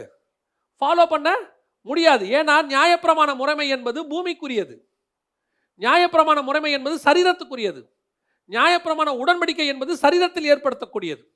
ஆனால் உங்களுக்கும் எனக்கும் உடன்படிக்கை என்பது எதில் இருக்குது? ஆவியில் இருக்குது. அப்போ நம்ம தேடுறது எதை பற்றி? எதுக்கு தேடிக்கிட்டு இருக்கிறோம்? ஆவிக்குரியதை தேடுறோம், மறுமைக்குரியதை தேடுறோம். மறுமைக்குரியதை தேடுறவனும் பூமிக்குரியதை தேடுறவனும் ஒன்றா என்ன செய்ய முடியாது? இணைய முடியாது. அந்த பூமிக்குரிய உபதேசமும் மறுமைக்குரிய உபதேசமும் ஒன்றா இணையவே முடியாது. இது ரெண்டையும் சேர்த்தா சேர்க்கறதுக்கு நல்லா இருக்கும். இப்போ நான் ஒரு ஒரு ஒரு ஒரு மார்க்கத்தை குறித்து சொல்லுகிறேன். எந்த மார்க்கம்னு சொல்ல வேண்டாம், ஒரு மார்க்கத்தை சொல்கிறேன். இப்போ நாம் பூமியில் எதெல்லாம் பாவம்னு சொல்கிறோமோ அதையெல்லாம் செய்யலான்னு சொல்கிறாங்க அவங்க. நாம் என்ன சொல்கிறோம், அதெல்லாம் செஞ்சால் நீ பரலோகத்துக்கு போக முடியாதுன்னு சொல்கிறோம். இப்போ ஜனங்க ஒரு காலத்தில் இந்த பரலோக பயம் இருந்ததுனால, ஐயோ இதெல்லாம் நம்ம என்ன செய்யக்கூடாது, செஞ்சால் எங்கே போக மாட்டோம், பரலோகத்துக்கு போகலாம். இப்போ திடீர்னு ஒரு புது மார்க்கம் வருது. அந்த மார்க்கத்தார் வந்து என்ன சொல்கிறாங்க, ஒன்றும் கவலைப்படாதீங்க, நீங்கள் பூமியிலையும் எல்லாம் செஞ்சுக்கலாம், பரலோகத்துக்கு போகிறதுக்கும் எங்ககிட்ட என்ன இருக்குது, வழி இருக்குது. அதுக்கு ஒரு உலக பிரகாரமாக சம் வேலைகள், ஒரு காசு கட்டணும், ஒரு அதை பண்ணணும், இதை பண்ணணும், இல்லைனா வந்துட்டு கொஞ்ச நாள் வந்து விரதம் இருக்கணும், இப்படி கொஞ்சம் சொல்கிறாங்க. இதெல்லாம் செஞ்சிட்டிங்கன்னா நீங்கள் பரலோகத்துக்கும் போயிடலாம். அதே நேரத்தில் பூமியில் பாவத்தையும் செஞ்சுக்கலாம். இது கேட்க நல்லா இருக்கா இல்லையா? கேட்க நல்லா இருக்கு. இப்போ நம்ம சபைக்கு வந்தோம்னா நாம் பயங்கரமான ரெஸ்ட்ரிக்ஷன். என்ன ரெஸ்ட்ரிக்ஷன்? உலகம் உங்களுக்கு பாத்திரம் இல்லை, உலகத்தையும் சபையும் ஒன்றா மிக்ஸ் பண்ண கூடாது. இந்த வேறுபாடு உள்ள வாழ்க்கை ரொம்ப முக்கியம். நம்ம அதிகமாக இன்சிஸ்ட் பண்ணுறோம். உலகம் வேறு, சபை வேறு. உலகம் வேறு, ஆவி வேறு. மாம்சம் வேறு, பரலோகம் வேறு. நம்ம எல்லாம் ஏன்னா இது ரெண்டும் சேராது. இருள் வேறு, வெளிச்சம் வேறு. நம்ம இந்த டிஃபரன்ஷியேட் பண்ணி காட்டுறோம். இப்போ அவன் என்ன சொல்கிறான், இப்போ ஏசுன ஆண்டவர் சொல்கிறாரு ஆதாமை பார்த்து, பழம் சாப்பிடாத, பழம் சாப்பிட்டா மரணம் வரும், பழம் சாப்பிடாமல் இருந்தால் என்ன கிடைக்காது, உனக்கு மரணம் கிடைக்காது, நித்திய ஜீவனை சுதந்திரிப்பேன். இதான் ஆண்டவர் சொன்னது. இவன் என்ன சொல்கிறான், பழம் சாப்பிடு, மரணம் வராது, நான் பார்த்துக்கிறேன், டோன்ட் வரி. அப்போ இவனுக்கு என்ன ஆசை, பழமும் சாப்பிட்டுக்கலாம், மரணமும் வராது. ஆண்டவர் சொல்கிறாரு பழம் சாப்பிட்டா மரணம் வரும். இதில் எது நல்லா இருக்குது? இப்போ கேட்கறதுக்கு எது நல்லா இருக்கு? பழமும் சாப்பிட்டுக்கலாம், மரணமும் வராது. இந்த உபதேசம் நல்லா இருக்கே. இதுதான் பரிசேயர் உபதேசம். பரிசேயர் என்ன சொல்றான், பரிசேயருடைய நீதி எதில் இருக்கு? மாம்சத்தில் இருக்கு. மாம்ச பிரகாரமான நீதி செலுத்தினா போதும், ஆவியில நீதி செலுத்த வேண்டிய அவசியம் இல்லை. மாம்சம்னா என்ன நீதி? ஒரு ஆட்டுக்குட்டியை பலி கொடுத்தா போதும். உங்கள்கிட்ட 1500 ரூபா இருக்கா, ஒரு ஆடை வாங்கு, பலி கொடு, என்ன பாவம் வேணா செய், அதான் பலி கொடுத்துட்டியே, நியாயப்பிரமாணம். இப்போ நம்ம ஆண்டவர் என்ன சொல்றாரு, உனக்காக நான் பலி ஆயிட்டேன், இனி நீ பாவம் செய்யாத, பலியும் செலுத்தாத, பாவமும் செய்யாத, செஞ்சுனா பரலோகத்துக்கு போக மாட்டேன். இப்போ எது கேட்கறதுக்கு நல்லா இருக்குது? என்னடா அது, உலகத்தில் 90% பாவம் தான் இருக்குது, 10% தான் பரிசுத்தம் இருக்குது. இப்போ சபைக்கு வந்தால் இவங்க என்ன சொல்கிறாங்க, அந்த 10% மட்டும் செய், 90% செய்யாதன்றாங்க. ஆனால் அவன் என்ன சொல்கிறான், 90% செஞ்சுக்கோ, நான் ஒரு ஈஸியான வழி சொல்லி கொடுக்குறேன். என்ன சொல்லி கொடுக்குறேன், நீ ஒரு 1000 ஏழைகளுக்கு தான தர்மம் பண்ணிடு, உன்னை கடவுள் பரலோகத்துக்கு விட்டு போயிடுவார். கேட்க நல்லா இருக்கா இல்லையா? 1000 பேருக்கு சாப்பாடு போட வழி இருந்தால் என்ன பாவம் வேணால் செய்யலாம். இதுதான் பரிசேயர் உபதேசம். இந்த உபதேசம் கேட்கறதுக்கு நல்லா இருக்கும். இதையும் பைபிளும் என்ன செய்யக்கூடாது, மிக்ஸ் பண்ண கூடாது. இதைத்தான் இயேசு சொல்றாரு, புளித்த மாவை குறித்து என்ன வாருங்கள், எச்சரிக்கையாயிருங்கள். ஏன்? உன் மாம்சத்துக்கு ஏத்துற மாதிரி பேசுறவன் உள்ள வந்துருவான், தங்களுடைய ஆதாயத்துக்கான ஊழியக்காரன் உள்ள வருவான், சுய இச்சைக்கு ஏற்ற மாதிரி போதகர்களை தெரிந்து கொள்வார்கள் இருக்கு.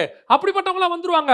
அவங்க வந்து உனக்கு என்ன போதிச்சு சொல்லி கொடுப்பாங்க, இம்மைக்குரியதை பற்றி நல்லா மைண்டில் ஏற்றி கவலைப்படாத, உன்னை அந்த உலகத்தில் அப்படி ஆக்குவார், இப்படி ஆக்குவார், அப்படி இருப்ப, இப்படி இருப்ப, நீ செஞ்ச பாவம், செய்ய போகிற பாவம் எல்லாத்தையும் ஓவர், ஃபினிஷ், தைரியமாக பாவம் செய்.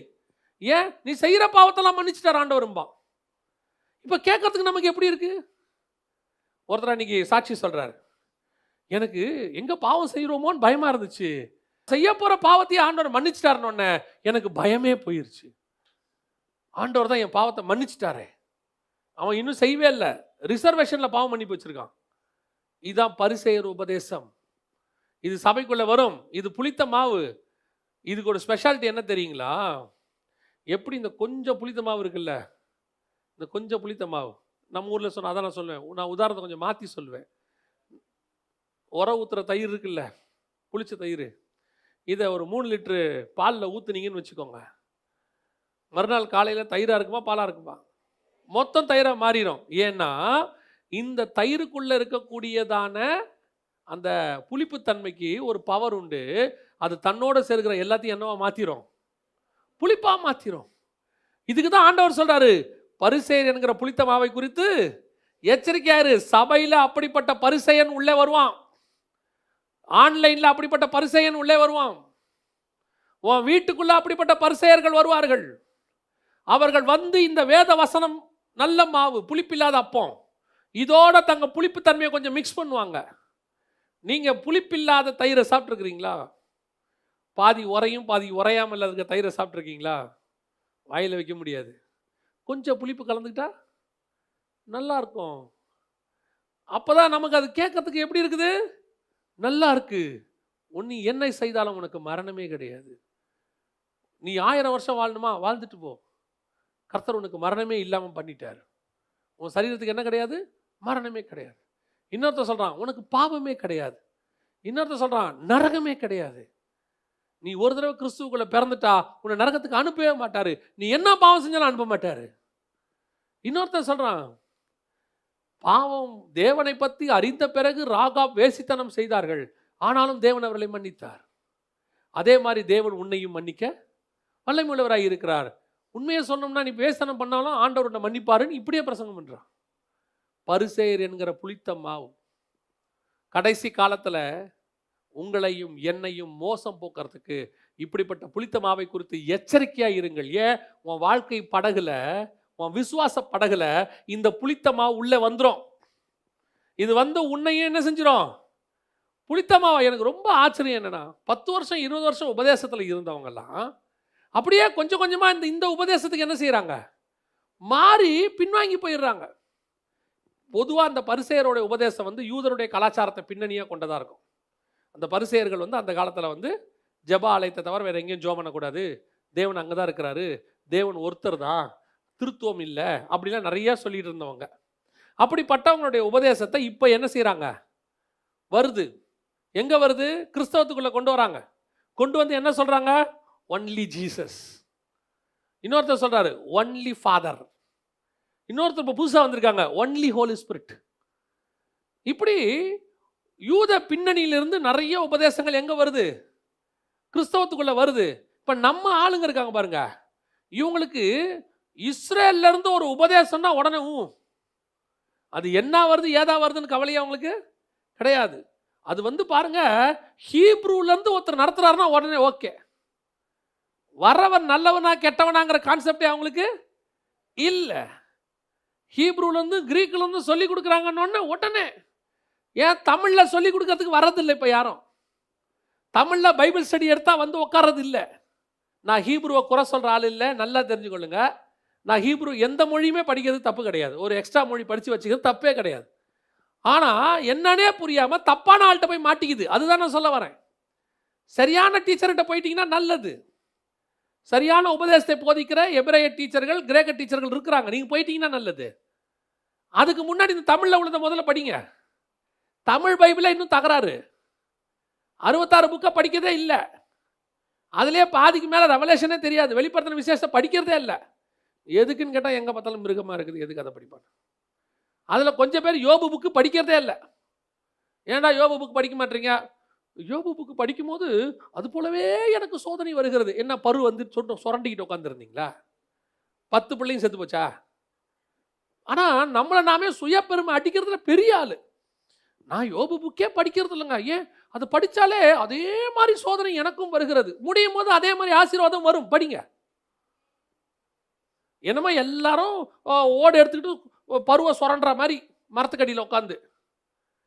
உங்களுக்கு யோபு மாதிரி சோதனை வராது, நான் சொல்கிறேன். ஏன்னா யோபு உத்தமனும் சன்மார்க்கனும் நீதிமான், அதனால தான் வந்துச்சு. நம்ம யாருன்னு பிசாசுக்கே தெரியும். அவன் நம்மகிட்ட வர பயப்படுறான். ஆண்டவரே அவங்ககிட்ட போனால் அவன் எனக்கு எடுத்துருவான். இதில் இவங்களை யோபு மாதிரி கம்பேர் பண்ணிக்கிறது கேட்டால் சொல்கிறது நிறைய பேர் இருக்காங்க. அந்த மாதிரி நான் அந்த புக்கு படிக்க மாட்டேன், நான் இந்த புக்கு படிக்க மாட்டேன். 23 சங்கீதம் மட்டும் 23,000 தடவை படித்து வச்சுக்கிறது. நல்லா கவனிச்சுக்கொள்ளுங்க. இந்த கடைசி காலத்தில் நீங்கள் என்ன வேணாலும் படிங்க, உங்களுக்கு தப்புன்னு சொல்லலை. ஆனால் சரியானதை படிங்க, அதான் முக்கியம். அங்கே சொல்லி கொடுக்குறாங்க, இங்கே சொல்லிக்கிறாங்க, அங்கே பைபிள் ஸ்டடி, அதுவும் உங்கள் ஊழியக்காரருக்கு தெரியாமல் ஓடுறது. அப்படியே போய் தெரியாதனமா சொன்னால் எங்கள் பாஸ்டர் விட மாட்டார், சொல்லித்தான் போங்களேன். நாளைக்கு நீங்கள் மாட்டிக்கிட்டீங்கன்னா உங்கள் ஆத்மா எங்கே போகும்? நரகத்துக்கு போயிடும். ஏன்? சொல்லித்தான் போங்க. இப்படி ஒரு கிளாஸ் நடக்குது, சொல்லி கொடுக்குறாங்க. நாங்கள் ஒரு 2 கிளாஸ் போய் பார்க்குறோம். ஒரு கிளாஸுக்கு போயிருக்கிறாங்க. நரகம் இல்லைன்ட்டாங்க. இவர் எழுந்திரிச்சு கேள்வி கேட்டிருக்காரு. இல்லை இப்படி சொல்கிறீங்களே, எனக்கு இது சந்தேகம் இருக்குது. உடனே அந்த பாடம் எடுக்கிறவர் சொன்னாராம், 40 வாரம் வாங்க, 40வது கிளாஸில் சொல்லித்தரேன். 40 வாரம்னா எத்தனை மாதம் ஆச்சு? 10 மாதத்துக்கிட்ட. 10 மாதத்துக்குள்ள ஆத்மா கரப்ட் ஆகி போயிடும். அதான் அவங்க திட்டம். பரிசேயர் என்கிற புளித்த மாவை குறித்து எச்சரிக்கையாயிருங்கள். சபைகளுக்குள்ளே இப்படிப்பட்டவர்கள் நுழைந்திருக்கிறார்கள். இம்மைக்குரியதை பற்றி உங்களுக்கு பேசி, இந்த இம்மைக்குரிய ஆசீர்வாதத்தை உங்களுக்குள்ள தூண்டி விட்டு, உன்னை கோடீஸ்வரன் ஆக்குறேன், நீ கோடீஸ்வரனா இருக்கிறது தான் கர்த்தருக்கு சித்தம், நீ எல்லாருமே கோடீஸ்வரன் மாதிரி BMW கார் வச்சிருக்கணும், எல்லாருமே ஜெட் ஃப்ளைட் வச்சிருக்கணும், நீங்கள் எல்லாரும் கோடீஸ்வரனா இருப்பதான் தேவ திட்டம். அப்படிலாம் இல்லை, அப்படிலாம் இல்லை. இந்த பூமியில நம்ம வாழ்றதுக்கு என்ன தேவையோ அதை குறைவில்லாமல் கர்த்தர் கொடுப்பதற்கு வல்லமையுள்ளவராக இருக்கிறார். போதும் என்ற மனதன் கூடிய தேவபக்தியே மிகுந்த ஆதாயம். ஆண்டவர் உங்களை சாப்பிட வேணான்னு சொல்லலை, பெருந்திண்டி வேணான்னு தான் சொன்னார்.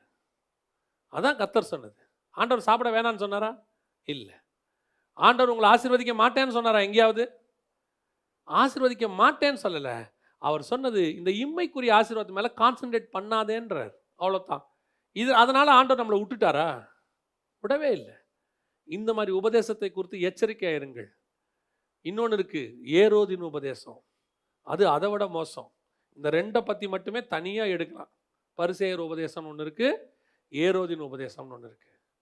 இது ஏரோதின் உபதேசம் ஒன்று இருக்குது. 12ஆம் அதிகாரம் அப்போஸ்தலர் நடபடிகள் 12ஆம் அதிகாரத்தில், அப்போ ஜனங்கள் இது மனுஷ சத்தம் அல்ல, 22ஆம் வசனம், இது தேவ சத்தம் என்று ஆர்ப்பரித்தார்கள். எல்லாம் நல்லா தான் இருக்கு, ஜனங்க நல்லா சொல்றாங்க தான். ஆனா வசனம் சொல்லுது, அவன் மகிமை யாருக்கு செலுத்தவில்லை? கர்த்தருக்கு செலுத்தவில்லை. அடுத்த வசனம் 23 என்ன சொல்லுது? அவன் தேவனுக்கு மகிமையை செலுத்தாதபடியினாலே. இன்னைக்கு சபைகளுக்குள்ள, கிறிஸ்தவத்துக்குள்ள ஒரு கலாச்சாரம் புதுசாக ஆரம்பிச்சிருக்குது. பழைய காலத்திலாம் அது கண்டும் காணாம இருந்துச்சு. இப்போ வெளியரங்கம். இப்போ ஊழியக்காரனுக்கு தான் வர்ஷிப்பு. ஒரு காலத்தில் ஊழியக்காரன் வர்ஷிப் பண்ணான், இப்போ ஊழியக்காரனுக்கு வர்ஷிப்பு, ஹீரோ வர்ஷிப். ஊழியக்காரனை தூக்கி தலை மேலே வச்சு ஆடுறது, ஊழியக்காரனை தூக்கிட்டு அப்படியே என்னென்ன பெருமையானவைகளை செய்ய முடியுமோ அவ்வளோ பெருமையானவைகளை செய்யறது. என்னென்ன புகழாரம் உட்கார வச்சு. எனக்கு இந்த ஊழியக்காரங்களை உட்கார வச்சு புகழும் போது அதை எப்படி கேட்டுக்கிட்டு இருக்கிறாங்கன்றதான் எனக்கு கஷ்டம். அந்த புகழ்றவங்களை விடுங்க. வசனம் சொல்லுது, வெள்ளிக்கு குகையும் பொண்ணுக்கு புடமும் மனுஷனுக்கு புகழ்ச்சியுமே சோதனை. உன்னை உட்கார வச்சு ஒருத்தன் புகழ்றானா ஸ்டாப்னு சொல்லிடணும். Stop stop. ஏன் நீ புகழ்ந்து என்ன தள்ளிடாத. இவரை போல உண்டா? இவர் தான் வெளிப்படுத்துற விசேஷம். வெளிப்படுத்துற விசேஷம்னா இவர் தான். இவருக்கு அறிமுகம் தேவையில்லை. ஏன் அப்படியே மேலே உட்கார வச்சு பொன்னாட போத்தி பேசுவாங்க பாருங்க. உங்களுக்கு அந்த நேரத்தில் கூச்ச சுபாவம் வரலன்னா, உங்களுக்கு நெளிவு வரலன்னா, என்னடா இப்படி பேசுறாங்களேன்னு தோணலைன்னா நீ வீழ தொடங்கிட்டேன்னு அர்த்தம். உன்னை புகழும் போது, இவங்க தேவர்கள்னு சொல்லும் போது, உன்னை உயர்த்தும் போது சட்டையை கிழிச்சுக்கணும் பார்த்துக்க. ஸ்டாப் பண்றான்னு சொல்லணும். அவங்க வருத்தப்பட்டாலும் கவலைப்படக்கூடாது. எதுக்கு சொல்றேன் தெரியுமா? அவன் வருத்தப்பட்டா என்ன, வருத்தப்படாம போனா என்ன? என் வீழ்ச்சிக்கு அவன் காரணமாக மாறுகிறான். இன்னைக்கு ஏரோதின் ஆவி தேவனுக்கு பெருமை கிடையாது, ஊழியக்காரங்களை விரும்புறாங்க. அவருக்கு ஒரு இன்ட்ரோடக்ஷன் கொடுங்க. ஊழியக்காரருக்குமே அவரே நினைக்கிறாரு, நமக்கு ஒரு இன்ட்ரோடக்ஷன் கொடுங்க. அப்புறம் ஐயா யார் தெரியுங்களா, 9 வரமும் அவர்கிட்ட தான் இருக்கு, 1-2 கூட யார்த்தையும் இல்லை, மொத்தமாக குத்தைக்கு எடுத்துட்டாரு. புகழ் அப்படியே புகழும் போது அப்படியே 21ஆம் நூற்றாண்டு எலியா. அவரு ஒவ்வொரு நூற்றாண்டுக்கு ஒரு எலியா வருவாங்களா? என்ன அப்படி ஒரு பெருமை வேண்டி கிடக்கு? நல்லா தெரிஞ்சுக்கொள்ளுங்க, திருச்சபையை பொறுத்த வரைக்கும் மகிமை தேவனாகிய கர்த்தர் ஒருவருக்கு மட்டுமே. சபைக்குள்ளும் சரி, சபைக்கு வெளியும் சரி, உயர்த்தப்பட வேண்டியவர் தேவனாகிய கர்த்தர் ஒருத்தர் தான். உங்களுக்கு இந்த கிருபையை கொடுத்துருக்கிறாரா, சோத்திரம் பண்ணிட்டு போயிட்டே இருங்க. புரியுதுங்களா? அவ்வளோ பெரிய அவார்டு வாங்கினவனே எல்லா புகழும் இறைவனுக்கு என்று போறான். இது ஒண்ணுமே இல்லை. 4 வசனம் நல்லா பேசியிருக்கே, அதுக்கு தூக்கி வச்சுட்டு கொண்டாடினா இதுக்கு மனசுல எப்படி வருது? பெருமை. ஏரோதின் ஆவி இது அப்படியே கரப்ட் பண்ணும் பாருங்க. எல்லாருக்கும் இப்போ அப்படி ஒரு வந்துருச்சு. எல்லாருக்கும் அந்த விதமான ஒரு பெருமை வந்துருச்சு. கூட்டத்துக்கு நடுவில் புகழல, தலையில் ஒரு கிரீடம் வச்சு, கையில் ஒரு கோலை கொடுத்து, ஐயாவுடைய ஊழியங்கள் பெருமை அருமை பெருமை தெரியுமா? ஐயா யார் தெரியுமா? ஐயா கால்பட்ட இடங்களெல்லாம் ஆத்துமாக்கள் கொழிக்கும். பெருமை. சிலர் சொல்லும் போதே சொல்றாங்க, என் கால் படாத இடமே இந்த ஏரியாவில் இல்லை. அதை நீங்க சொல்லாதீங்க, வேற எவனா சொல்லட்டும். நீங்க செஞ்சிருக்கீங்க ஊழியம், யாரும் உங்களை குறை சொல்லல. அதை நீங்களே சொல்லிட்டு இருக்காதீங்க. இல்லைன்னா ஒரு போர்டு எழுதி மாட்டிக்கிங்க. தெரு தெருவாய் சுத்தின ஊழியக்காரர் வருகிறார், போர்டு எழுதி மாட்டிக்கிங்க. இன்னைக்கு ஏரோதின் ஆவி இன்னைக்கு சபைக்குள்ள புகுந்து பெருமையானவைகளை எங்க பார்த்தாலும் பெருமை, எங்க பார்த்தாலும் ஊழியக்காரனுக்கு பெருமை பெருமையா பேசுறது. சில நேரத்தில் இதை நீங்க கண்டிக்கணும், கன்ஃபார்மா கண்டிக்கணும். நாளைக்கு கழுதை மேலே விட்டு கர்த்தர் இறங்கிட்டார்னா ஒரு வயலும் சால்வை விரிக்க மாட்டான். எல்லாரும் ஏன் சால்வை விரிக்கிறான்னா, கழுதை நினச்சிக்க கூடாது, நம்ம பார்க்கறதுக்கு அழகாக இருக்கும், பஞ்ச கல்யாணி கழுதை போல எல்லாரும் என்ன செய்கிறாங்க, சால்வையா விரிக்கிறாங்களே அப்படின்னு நினைக்கப்படாது. மேலே ஒருத்தர் உட்காந்துருக்காரு, இந்த ஆள் இறங்கிட்டாரு, ஒரு வயலும் நம்ம பக்கம் திரும்ப மாட்டான். மேலே உட்காந்துருக்கிறவருக்கு தான் மரியாதை. அதை மேலே யார் மேலே உட்காந்துருக்கிறோ அது நினைக்கக்கூடாது. ஆனால் ஒன்று மட்டும் அதை நினைக்கணும், கடைசி வரைக்கும் நீங்கள் மேலேயே உட்காந்துருங்கப்பா, அப்போ தான் எனக்கு கீழே விரிப்பாங்க. கீழே இருக்கிறது எனக்கு கிடைக்குதுன்னா நீங்கள் மேலே உட்காந்துருக்கிறதுனால. அல்லேலூயா. இது மனசில் இருக்கணும்.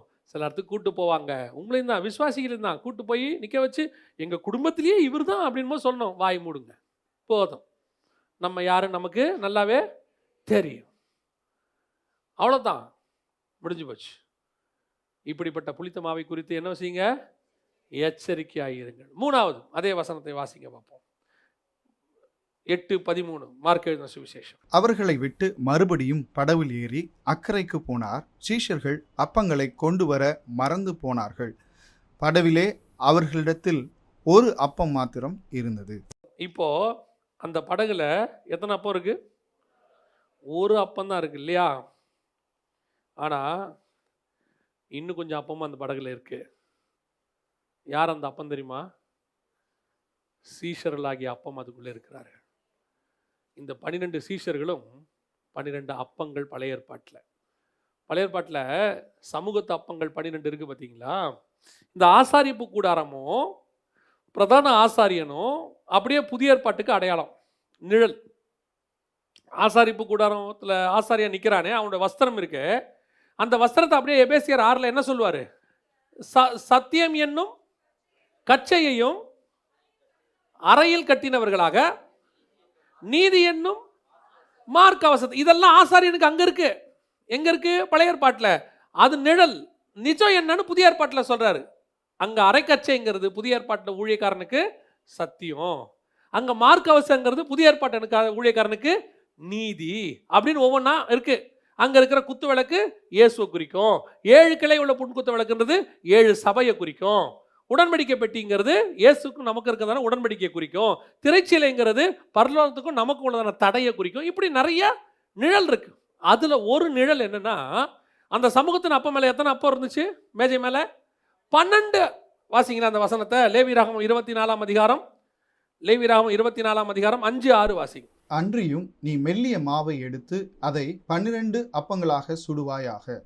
12 அப்பங்களாக. ஏன் 12 அப்பம் தெரியுமா? அந்த இடத்துல சொல்றாரு இஸ்ரவேல் கோத்திரத்தினுடைய எண்ணிக்கைக்கு.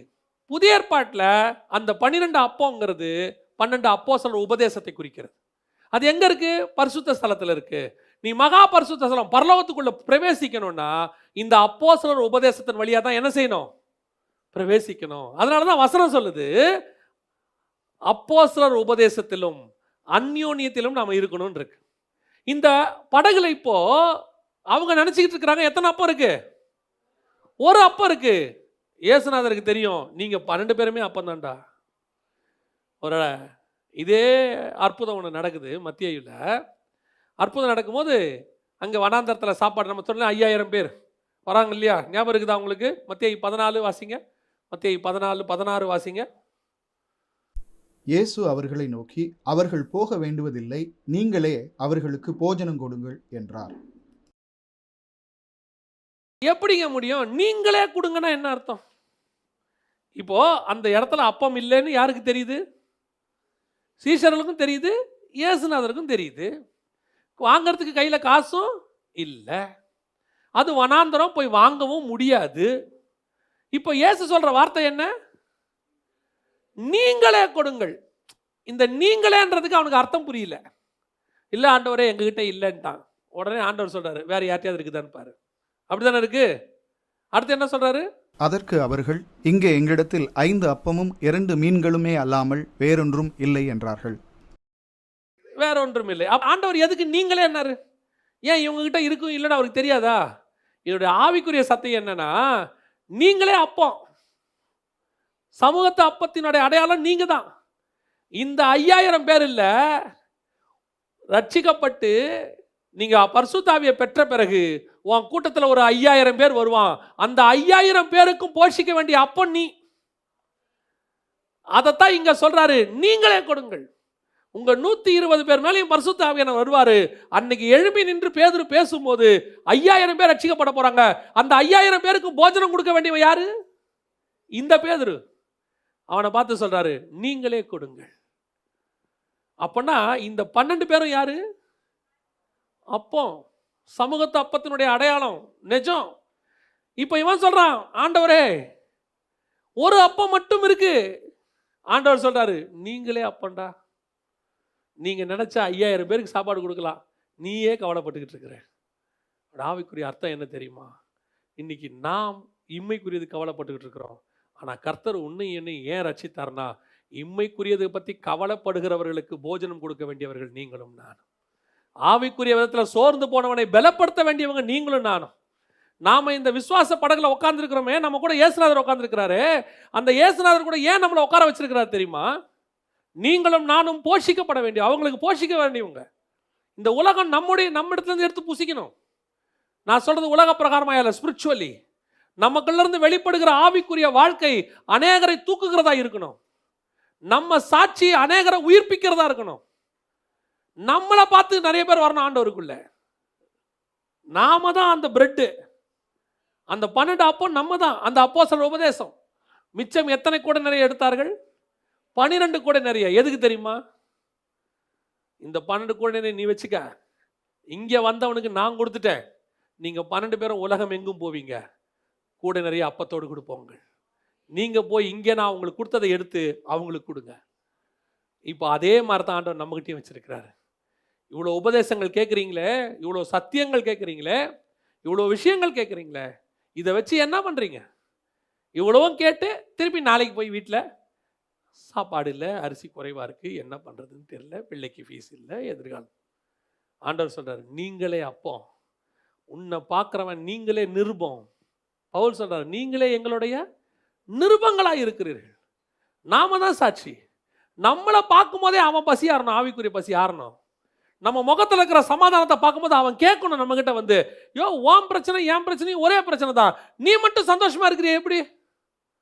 உனக்கும் லாக்டவுன் எனக்கும் லாக்டவுன், ஆனா நீ சந்தோஷமா இருக்கிறிய எப்படி? இதே கொரோனா அத்தனை பேருக்கும் வந்திருக்குது, நீ கவலை இல்லாம இருக்கிறிய எப்படி?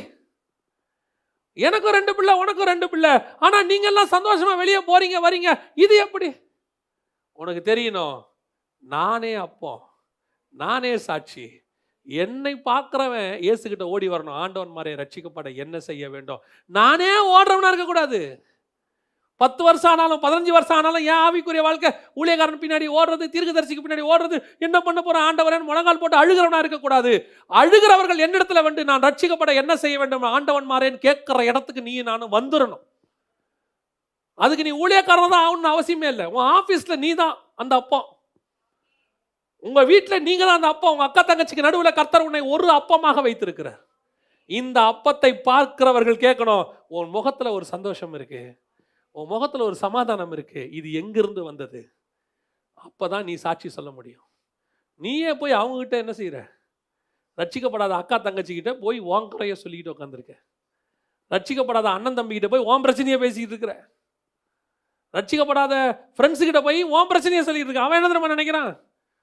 நம்ம பரவாயில்ல போல தெரியுது, இந்த பையன் பைபிளை தூக்கிட்டு போய் நம்மகிட்ட வாரம் அழுகுறானே, நம்ம வரும்போது அவன் சந்தோஷப்படணும். நம்மக்கிட்ட உட்காந்து பேசும்போது அவனுக்குள்ள ஒரு மாற்றம் தானாக வரணும். உனக்குள்ள ஏதோ ஒன்று இருக்குது. நான் சொல்கிறது நிஜம். தேவ சமூகத்திலேருந்து மோசே வந்தால் முகத்தில் பிரகாசம் இருக்கணும். அந்த பிரகாசத்தை ஜனங்க என்ன செய்யணும்? பார்க்கணும். அதே மாதிரி உனக்குள்ள இருக்கிற கர்த்தரை உன் சொந்தக்காரன் பார்க்கணும். அப்பதான் அவன் ஆண்டவருக்குள்ள வருவான். நீ எப்போ போய் அவங்ககிட்ட ஃபோன் எடுக்கும் போதெல்லாம், நேரில் பார்க்கும் போதெல்லாம், உனக்கு தெரியுமா என் பிரச்சனை என்ன? அவன் சொல்லுவான், இந்த இயேசுநாதர் எனக்கு வேணவே வேணாம். ஏன்? உன்னை விட நான் நல்லா இருக்கேன். நீயாவது நானாவது வாரத்தில் 2 நாள் தான் அழுவுறேன், நீ 4 நாள் அழுவுற. நீங்கள் அந்த முனையில் வரும்போது சொல்லுவான், உன் ஃபோன் வரும்போது சொல்லுவான், எடுக்காது. ஏன்? நீ எடுத்தோன்னு அவன் அழுவான் பாரு. இன்னைக்கு அப்படி இருக்கு. நான் உட்காந்துருக்கிற படகுல நானே அப்பம். நான் அப்பத்துக்கு கவலைப்பட்டுக்கிட்டு இருக்கிறேன். ஆண்டவர் சொல்றாரு, நீங்களே கொடுங்க. நீ அப்பண்டா. உன்னை புளிப்பில்லாத அப்பமாக நான் உருவாக்கி வைத்திருக்கிறேன். நீ ஒரு சமூகத்து மேஜை மேலே இருக்கிற அப்பம். உன்னை பிட்டு நான் அநேகருக்கு கொடுக்க விரும்புகிறேன். இன்னைக்கு நீ தீர்மானம் எடுக்கணும்.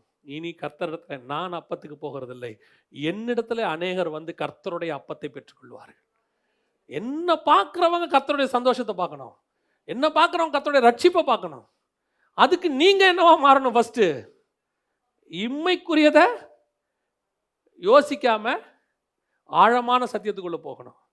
அப்போ அந்த இம்மைக்குரிய பிரச்சனையும் உன் மைண்டை விட்டு போயிடும். திருப்பியும் சொல்றேன், பிரச்சனை இருக்குதே, நீ ஆழமான சத்தியத்துக்கு ஆண்டவரோட நெருங்கி பழக தொடங்குங்க. இம்மைக்குரிய பிரச்சனைகள் உங்களை விட்டு தானாய் போகும். இம்மைக்குரிய பிரச்சனைகள் போன பிறகு ஆட்டோமேட்டிக்காக உங்கள் முகத்தில் ஒரு தெய்வீக சமாதானம் இருக்கும், தெய்வீக சந்தோஷம் இருக்கும். இந்த சந்தோஷத்தை உன் புறஜாதியார், நண்பர்கள், ரட்சிக்கப்படாத சகோதர சகோதரிகள் பார்த்து தானாய் வந்து கேட்பார்கள், நீ இப்படி இருக்கிறதுக்கு என்ன காரணம்? எங்களுக்கு அந்த இயேசு வேணும். நீ சுவிசேஷம் சொல்லுவதை விட நீ சுவிசேஷமாய் வாழ்வது தான் முக்கியம். அதுவும் நான் சொல்லுவேன், ரட்சிக்கப்படாத அக்கா, தங்கச்சி, அண்ணன், தம்பி, ஃப்ரெண்ட்ஸுக்கிட்ட உங்களுடைய குறைகளை பற்றி சொல்லாதீங்க. ஒரு நல்ல ப்ரேயர் பார்ட்னரை செலக்ட் பண்ணிக்கோங்க.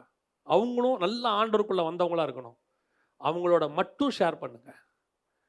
கண்டிப்பாக நமக்கு பிரச்சனை உண்டு, இல்லைன்னா இல்லை, அதை அவங்களோட ஷேர் பண்ணுங்க.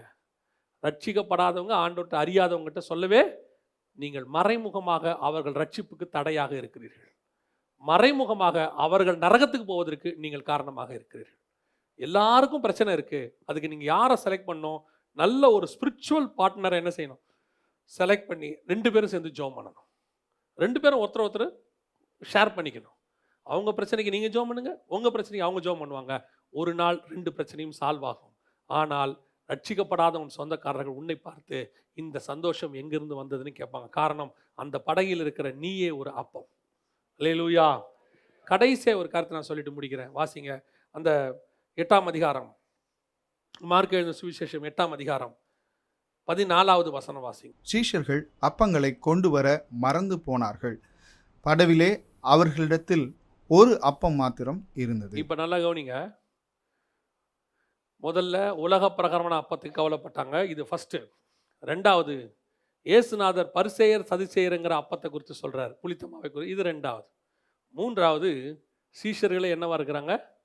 அப்பமாக இருக்கிறார்கள், இது 3வது. ஆனால் உண்மையிலேயே அந்த படகில் ஒரு அப்பம் தான் இருக்கிறது. அந்த அப்பம் தான் இயேசு கிறிஸ்து என்கிறதான அப்பம். இவ்வளோ அப்பங்களுக்கு நடுவில் உனக்கு தெரியணும், என்னுடைய படகுல ஒரு அப்பம் உட்கார்ந்துருக்கிறது. அந்த படகுல ஒரு அப்பம் இருந்தது. மற்ற அப்பத்தெல்லாம் கொடுத்தாச்சு, ஷேர் பண்ணியாச்சு. இந்த படகுல இன்னும் ஒரே ஒரு அப்பம் தான் இருக்கு. இந்த அப்பம் எதுக்கு தெரியுமா? அந்த அப்பம் தான் ஜீவ அப்பமாகிய நானே என்கிற இயேசு கிறிஸ்து என்கிற அப்பம் உன்னுடைய விசுவாச படகுல உட்கார்ந்துருக்கிறது, உன்னுடைய விசுவாச கப்பலில் உட்கார்ந்துருக்கிறது. இனி உனக்கு என்ன பயம்? 5 அப்பத்தை 5000 பேருக்கு பிட்டு கொடுத்தாரு. ஆனால் இந்த ஒரு அப்பம் இருக்குல்ல, இதை 12 பேருக்கு பிட்டு கொடுத்தாரு. எங்கே கொடுத்தாரு? கம்யூனியன் கொடுக்கும்போது என்ன சொன்னார்? அவர் அப்பத்தை எடுத்து பிட்டு. வாசிங்க லூக்கா எழுதின சுவிசேஷம் 22ஆம் அதிகாரம், லூக்கா எழுதின சுவிசேஷம் 22ஆம் அதிகாரம் 19வது வசனத்தை வாசி. லூக்கா 22:10. அவர் அப்பத்தை எடுத்து, அப்பத்தையா அப்பங்களையா? அப்படின்னா இயேசு எத்தனை எடுத்திருக்கிறாரு? ஒரே அப்பந்தான், அப்பங்களை அல்ல. அப்பத்தை எடுத்து ஸ்தோத்திரம் பண்ணி அதை பிட்டு இந்த அப்பம் தான் அங்கே உட்காந்துருக்குது. மற்ற அப்பெல்லாம் கொடுத்தாச்சு ஆண்டவரே, புளித்த மாவு என்கிறதான பரிசேயர் என்கிற அப்பம் என் படகுல இப்போ இல்லை. என் படகுல உபதேசம் கொடுக்கக்கூடிய அப்போஸ்தலர் உபதேசம் நம்மகிட்ட இருக்கு. நான் சொல்ல உங்களுக்கு புரியுதா? நம்ம சபையில் உலக பிரகாரமான தேவை என்கிறதான அப்பத்தின் வீடு, நம்முடைய தேவைகள் எல்லாவற்றையும் கர்த்தர் என்ன செஞ்சிட்டார்? உலக பிரகாரமா சந்திக்கிறார். அது பிரச்சனை இல்லை. ரெண்டாவது, சபை அப்போஸ்தலர் என்கிற உபதேசத்தின் மேல் தான் என்ன பண்ணிக்கிட்டு இருக்கு? கட்டப்பட்டு கொண்டிருக்கிறது. அப்போ இந்த படகுல அந்த 12 அப்பமும் இருக்கு. மூன்றாவது, பரிசேயர் சதுசேயர் என்கிற புளித்த மாவு என்கிற கள்ள உபதேசம் சபைக்குள்ள இல்லை. வராம நம்ம பத்திரமா இதுவரைக்கும் பரிசுத்த ஆவியானவர் பார்த்துக்கிட்டு இருக்கிறாரு. ஆனால் உண்மையிலேயே நம்ம சபைக்குள்ள இருக்கிற ஒரிஜினலான ஒரு அப்பம் இருக்கு. அந்த அப்பம் தான் இயேசு கிறிஸ்து என்கிறதான ஜீவ அப்பம் நம்ம சபைக்குள்ள இருக்கு, நம்ம வாழ்க்கைக்குள்ள இருக்கு. நாம தான் சபை, நாம தான் ஆலயம். நமக்குள்ள யார் இருக்கிறா? இந்த அப்பம் பசி தீக்கிற அப்பம் இல்லை. இந்த அப்பம் உபதேசம் என்கிற அப்பம் இல்லை. இந்த அப்பம் நித்திய ஜீவன் என்கிறதான அப்பம். அல்லேலூயா. வாசிங்க, முடிக்கலாம். யோவான் எழுதின சுவிசேஷம் 6ஆம் அதிகாரம் 54வது வசனத்தை வாசிங்க. யோவான் 6:54 வாசிங்க. என் மாம்சத்தை புசித்து என் இரத்தத்தை பானம் பண்ணுகிறவனுக்கு நித்திய ஜீவன் உண்டு, நான் அவனை கடைசி நாளில் எழுப்புவேன். இப்போ இவ்வளோ நேரம் நம்ம பார்த்த அப்பங்கள்லாம் வேற. ஒன்று உலக பிரகாரமாக போஷிக்கிற அப்பம், இன்னொன்று நம்ம ஆவிக்குரிய வாழ்க்கைக்கு தேவையான அப்போஸ்தலர் உபதேசம் என்கிறதான அப்பம், மூன்றாவது நம் ஆவிக்குரிய வாழ்க்கையை மோசம் போக்குற பரிசேயர் சதுசேயர் என்கிறதான புளித்த மாவு. இது வராதபடி பார்த்துக்க சொல்லிட்டாரு. ஆனால் உண்மையிலேயே சபை நித்திய ஜீவனை சுதந்திரிக்க வேண்டும் என்றால் உங்களுக்குள்ளும் எனக்குள்ளும் இருக்க வேண்டிய மிக முக்கியமான ஒரு அப்பம் இருக்கிறது. அந்த படகிலே ஒரு அப்பம் இருந்தது. நம்முடைய விசுவாச கப்பலுக்குள்ள ஒரு அப்பம் இருக்கணும். அந்த அப்பம் தான் ஆண்டவராக இயேசு கிறிஸ்து என்கிறதான அப்பம். அந்த அப்பம் நமக்குள்ள இருக்கா? அந்த ஒரு அப்பம் இருந்தா போதுங்க, மிச்சம் எதை பற்றியுமே நீங்கள் கவலைப்பட வேண்டிய அவசியம் இல்லை. ஒருவேளை நாம் இந்த உலகத்தில் பாடு சகிக்கிறவர்களாக இருந்தால் கூட இந்த இயேசு என்கிற ஒரு அப்பம் மட்டும் நம்ம விசுவாச படகுல இருந்துருச்சுன்னா இது கடைசி நாளில் உங்களை என்னை எழுப்பிடும், நித்திய ஜீவனை கொடுத்துரும். அதுக்கு தான் சொல்கிறேன், இந்த அப்பத்தை நீங்கள் எடுக்கும்போது கேர்ஃபுல்லாக எடுக்கும். ஏன்? இந்த அப்பத்துக்கு இன்னொரு பவர் இருக்கு. இந்த இயேசுநாதருக்கு கிருபை பொருந்தினவர் தான்.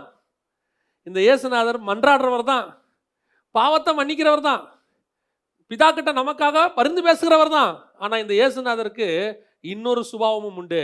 ஒரு நாள் நீதியுள்ள நியாயாதிபதியாய் வந்து உட்காருவார். அன்னைக்கு அவர் நியாய தீர்ப்பு கொடுக்கிறவராய் மாறுவார். அதே மாதிரி தான் நீ எடுக்கிற கம்யூனியனும். இந்த கம்யூனியன் நித்திய ஜீவனை கொடுக்கும், கடைசி நாளில் எழுப்போம், இது கொண்டு போய் பிதாவோட கூட உட்கார வைக்கும், எல்லாம் செய்யும். ஆனால் அபாத்திரமா போஜனமானம் பண்ணா இதே கம்யூனியன் உன்னை கொன்று போடும். இதுக்கும் 2 சுபாவம் உண்டு. அதனால தான் இயேசு சொன்னாரு, அந்த அப்பம் நானே. இப்போ இந்த படகுல அந்த அப்பம் இருக்கு. எத்தனை பேர் சொல்றீங்க என் விசுவாச படகுல இயேசு என்கிற அப்பம் இருக்கிறார்? அல்லேலூயா. இந்த படகுல இயேசுநாதர் இருந்துட்டாரு. அந்த அப்பம் இருந்துருச்சுன்னா இது உங்களையும் என்னையும் கடைசி நாளில் நிச்சயமாக எழுப்பும். அந்த தைரியம் நமக்கு வந்துடும். பாருங்களேன், இந்த உலகத்தில் என்ன நடந்தாலும், கொரோனா வந்தாலும் சரி, இப்போ பில்கேட் சொல்லியிருக்கிறாரு, கொரோனாவை விட மோசமானதெல்லாம் வரப்போதாமா. இல்லை, அப்படித்தானே சொல்லியிருக்கிறாரு. அதை விட மோசமானதெல்லாம் வருது. இதை விட மோசமானது வந்தாலும் சரி, என்ன புயல் வீசினாலும் சரி, என்ன காற்று அடித்தாலும் சரி, எங்கிட்ட மாம்ச பிரகாரமாக என் பசியை தீர்க்கிறதுக்கு அப்பம் இல்லை. ஆனால் மாம்சத்தையும் ஆவிக்குரிய விதத்தையும் தீர்க்கிற ஒரு அப்பம் என் படகில் இருக்கிறது. அந்த அப்பம் தான் இயேசு கிறிஸ்து என்கிறதான அப்பம். அந்த அப்பத்தை நான் சுமந்து கொண்டு போகிறேன். என் படகிலே அவர் இருக்கிறார். அவர் என்னை விசுவாசத்தை வர்த்திக்க பண்ணுகிறார். அவர் நான் அழிந்து போகாதபடிக்கு அவர் என்னை பாதுகாக்க வல்லமையுள்ளவராக இருக்கிறார். அல்லேலூயா.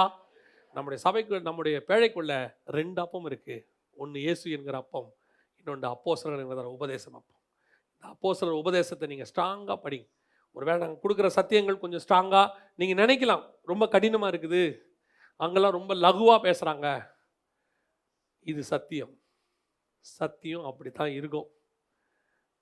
நான் படித்த வரைக்கும் சத்தியம், உங்களை பரலோகத்தில் சேர்க்கிற சத்தியம் கடினமாகத்தான் இருக்கும். இயேசுநாதரும் அப்படி தான் சொல்கிறார், கொஞ்சம் கடினமாக தான் இருக்கும். ஆனால் அதை கை கொண்டால் அது நித்திய ஜீவனை கொடுக்கும், உங்களை கொண்டு போய் பரலோகத்தில் சேர்க்கும். கேர்ஃபுல்லாக இருந்து கொள்ளுங்க. உலக அப்பத்துக்காக கவலைப்படாதீங்க, அது கொஞ்சம் ஓரமாக எடுத்து வைங்க. உங்கள் ஆவிக்குரிய டெப்த்துக்கு போகிறதுக்கு ஆண்டவரோடு கூட முயற்சி பண்ணுங்க. உலக ஆசீர்வாதத்தை கர்த்தர் பார்த்துக்கொள்வார். நான் திருப்பியும் சொல்கிறேன், உலக ஆசீர்வாதம் இல்லைன்னு சொல்லலை. உங்களுக்கு என்ன தேவையோ, அது எந்த அளவுக்கு தேவையோ அதை பரலோகம் பார்த்துக்கொள்ளும். அல்லேலூயா. ஒரு பிள்ளைக்கு 10,000 ஃபீஸ் கட்ட வேண்டியிருக்கும், ஒரு பிள்ளைக்கு 40,000 கட்ட வேண்டியிருக்கும். 10,000 பரலோகம் பார்க்கும், 40,000 பரலோகம் பார்க்கும். நான் ஒரு எக்ஸாம்பிளுக்கு சொல்கிறேன். உங்களுடைய என்னுடைய கவலை, நான் கர்த்தர் சொல்லுகிற அந்த ஆவிக்குரிய ஆழத்திற்கு போகணும். 2வது, புளித்த மாவு எனக்குள்ளே வராதபடி பாதுகாத்து கொள்ளணும். கள்ள உபதேசத்துக்கு நான் செவிசாய்க்க கூடாது. 3வது, நான் அப்போஸ்தலர் உபதேசத்தில் கட்டப்பட்டவனாக இருக்கணும். என் படகில் 12 அப்போஸ்தலர்கள் இருக்கிறார்கள், அவர்கள் உபதேசம் எனக்குள்ளே இருக்கிறது, அது என்னை கொண்டு போகும். கடைசியாக, எல்லாத்தை விட மேலாக என் படகிலே ஒரு அப்பம் உண்டு, அவர்தான் ஆண்டவராக இயேசு கிறிஸ்து என்கிறதான் அப்பம். அந்த அப்பம் கடைசி நாளிலே என்னை நித்திய ஜீவனுக்குள்ளே கொண்டு போகும். நாம் ஜெபிக்க போகிறோம். எல்லாரும் தேவ சமூகத்தில் கண்களை மூடுவோம். ஆண்டவர் நோக்கி பார்க்க போகிறோம். கொஞ்சம் உங்கள் இருதயத்தை ஆராய்ந்து பாருங்க. இதுவரைக்கும் நீங்கள் இம்மைக்காக கவலைப்பட்டுக்கிட்டு முறுமுறுத்து ஒரு துக்கத்தோடு கூட, நான் சொல்லுவேன், நெகேமியா துக்கமுகமாக இருந்தது ராஜாவுக்கு பிடிக்கவில்லை. அவன் துக்கமாக இருக்கிறது ராஜாவுக்கு வருத்தம். பைபிளில் யார் துக்கமாக இருந்தாலும் அது அவங்களுக்கு வருத்தமாக இருக்கும். அதான் ராஜா கேட்கிறாரு, உன் முகம் வேறுபட்டு இருக்கிறத என்ன காரணம்? அதே மாதிரி தான் நாம துக்கமா போய் ஜெபத்தில் உட்கார்ந்தா கர்த்தருக்கு வருத்தம். ஏன்பா, இதுக்கு முன்னாடி எவ்வளோ அற்புதம் செஞ்சிருக்கிறேன்ப்பா நான் உன் வாழ்க்கையில், இதுக்கு முன்னாடி அற்புதமே நான் செய்யலையா? எவ்வளோ அற்புதம் செஞ்சிருக்கிறேன், இன்னும் நீ ஒரு துக்கமாக உட்காந்துக்கிட்டு, துக்கமாக அனுசரிச்சுக்கிட்டு, அப்பத்துக்கு கவலைப்பட்டுக்கிட்டு, எது நடக்குமா இது நடக்குமா? நீங்கள் ஆண்டவர்கிட்ட சொல்லி பாருங்க, எங்களை காப்பாற்றினாலும் சரி, காப்பாற்றாமல் போனாலும் சரி, எங்கள் தேவனாகிய கர்த்தரை நாங்கள் மறுதலிக்கிறதில்லை. சொல்லி பாருங்களேன், பரலோகம் எப்படி உங்களை நடத்துதுன்னு மட்டும் பாருங்க. என் தேவனை பார்த்து நான் முறுமுறுக்கவே மாட்டேன். என் ஆண்டவரை பார்த்து நான் ஒரு நாள் கூட துக்கமா ஒரு வார்த்தை கேட்கவே மாட்டேன். ஏன் ஆண்டவரை இப்படி நான் கேட்க மாட்டேன். அப்படி ஒரு தீர்மானம் எடுங்க. நீங்க நடத்தினா அது கரெக்டாக தான்ப்பா இருக்குன்னு சொல்லுங்க. பரலோகம் சொல்லும், தகப்பன் தன் பிள்ளையை சுமந்து கொண்டு வந்தது போல உன்னை நான் சுமந்து கொண்டு வருவேன். 2வதாக, புளித்த மாவை குறித்து எச்சரிக்கையாயிரு. அந்த உபதேசம், இந்த உபதேசம், நூதனமான உபதேசம் ஆன்லைனில் வருது. ஒரு பைபிள் ஸ்டடிக்கு கூப்பிடுறாங்க, அங்கே எடுக்கிறாங்க, இங்கே எடுக்கிறாங்க, வெளிநாட்டிலேருந்து வந்திருக்கிறாங்க. பரிசுத்த ஆவியானவர் என்கிற அந்த மூத்த போதகர் சொல்லி கொடுக்குற உபதேசத்தை விட எந்த நாட்டிலேருந்து வர உபதேசமும் சரியான உபதேசம் கிடையாது. நீங்கள் யார் தெரியுமா? நீங்களே அப்போ. நீங்கள் அநேகருக்கு விட்டு கொடுக்க வேண்டியவங்க. 10 வருஷம் 15 வருஷமாக பைபிள் வாசிக்கிறீங்க, இன்னும் பைபிளில் தடுமாற்றம். கர்த்தர் சொல்கிறார், நீங்களே கொடுங்கப்பா. ஆண்டவரே, ஒரு பையன்கிட்ட 5 இருக்கு, இன்னும் அவங்க சொல்கிறத அவங்க புரிஞ்சிக்கவே இல்லை, நீங்களே கொடுங்கப்பா. ஒரு நாள் வந்தது, பேதுரு எழுந்துட்டு நின்று அப்பத்தை பிட்டு கொடுக்க தொடங்கினார். 5000 பேர் அவரிடத்துல சேர்த்துக் கொள்ளப்பட்டார்கள். அன்னைக்கு 5000 பேருக்கு அப்பம் கொடுக்க அவர்கிட்ட ஒன்றும் இல்லை, இன்னைக்கு அவர்கிட்ட இருக்கு. அதுதான் ஆவிக்குரிய சத்தியம். அன்னைக்கு இயேசு சொன்னார், நீங்களே கொடு, எங்கிட்ட இல்லை ஆண்டவரேன்னு டைரக்டா சொல்லிட்டாங்க. ஆனால் இப்போ 5000 பேர் வரும்போது பேதுரு எழுந்திரிச்சு நின்று அப்பத்தை பிட்டு கொடுக்க தொடங்குகிறார். இதுதான் நீங்களே அப்பம். பிட்டு கொடுங்க. எல்லாத்துக்கும் ஊழியக்காரனே டிபெண்ட் பண்ணாதீங்க. ஒருத்தருக்கு உடம்பு சரியில்லையா, கை வச்சு ஜெபம் பண்ணுங்க. உங்களுக்குள்ளும் அதே இயேசுநாதர் தான் இருக்கிறாரு, உங்ககிட்டயும் அதே இயேசுவின் நாமம் தான் இருக்கு. நீங்க ஜெபம் பண்ணாலும் அற்புதம் நடக்கும். தைரியமா ஜெபம் பண்ணுங்க. உடனே ஊழியக்காரனுக்கு ஃபோன் பண்ணி கூப்பிடணும்னு அவசியம் இல்லை. நீங்க ஜெபம் பண்ணுங்க. ஒருவேளை உங்களால் முடியாமல் போனால் அவர்கள் இயேசுவின் இடத்துல வந்தார்கள். சீஷர்களால் முடியாமல் போனால் இயேசுகிட்ட வந்தாங்க. உங்க சீஷர்கள் முயற்சி செய்து முடியாமல் போச்சு, அதுக்கப்புறம் தான் இயேசுகிட்ட வந்தாங்க. அதே மாதிரி நீங்கள் முயற்சி செய்யுங்க, கை வச்சு ஜெபம் பண்ணுங்க. நீங்களே அப்போ. கடைசியாக நம்முடைய படகில இயேசு கிறிஸ்து என்கிற அப்பம் இருக்கிறார். அந்த அப்பம் மட்டும் எது போனாலும் போவேட்டாலும் அந்த ஒரு அப்பம் அந்த படகுல இருக்கணும். ஆண்டவர்கிட்ட சொல்லுங்க. ஏன்னா அந்த அப்பம் தான் நித்திய ஜீவனுக்கான அப்பம். அந்த அப்பத்தை இயேசு எடுத்து பிட்டு இதை வாங்கி புசியுங்கள். நமக்குள்ள இயேசுநாதர் என்கிறதான நித்திய ஜீவன் எப்பொழுதும் இருக்கணும். அந்த வாழ்க்கையை நம்ம வாழ்கிறவங்களா இருக்கணும். அபாத்திரமா போஜனமானம் பண்ணக்கூடாது. தேவனுக்கு முன்பாக உண்மையும் உத்தமமா இருக்கணும். நம்ம ஜெபம் பண்ணுவோமா? சர்வ வல்லமை உள்ள எங்கள் தகப்பனே, இந்த அருமையான நாளுக்காக உமக்கு நன்றி. தேவனாகிய கர்த்தர் எங்களுக்கு தந்த சந்தர்ப்பத்திற்காக உமக்கு ஸ்தோத்திரம். எங்கள் விசுவாச கப்பலில் ஆண்டவரே, நீர் எங்களோடு கூட இருங்கப்பா. அந்த படகுல அந்த ஒரு அப்பம் எங்களை விட்டு போயிடக்கூடாது ஆண்டவரே. நாங்கள் 12 அப்பங்களுடைய உபதேசங்களை உட்கொண்டாலும் எங்களை நித்திய ஜீவன் கொடுக்குற ஒரு அப்பம் அந்த படகுல உண்டு. அந்த அப்பம் எங்களுக்குள்ளே வரட்டும் ஆண்டவரே. அதை நாங்கள் பிட்டு புசிக்க எங்களுக்கு கிருபை பாராட்டும். மகிமையுள்ள கரத்தில் ஒப்பு கொடுக்கிறோம். இந்த வார்த்தைகள் ஜனங்களுக்குள்ளே போய் சேர புரிய கர்த்தர் கிருபை பாராட்டும். பரிசுத்த ஆவியானவரே, நீங்க இருதயத்தை திறக்காம இது புரியாதுப்பா. நீர் மாத்திரம் மகிமைப்படும். எங்கள் ஆண்டவர் இயேசுவின் நாமத்தில் பிதாவே.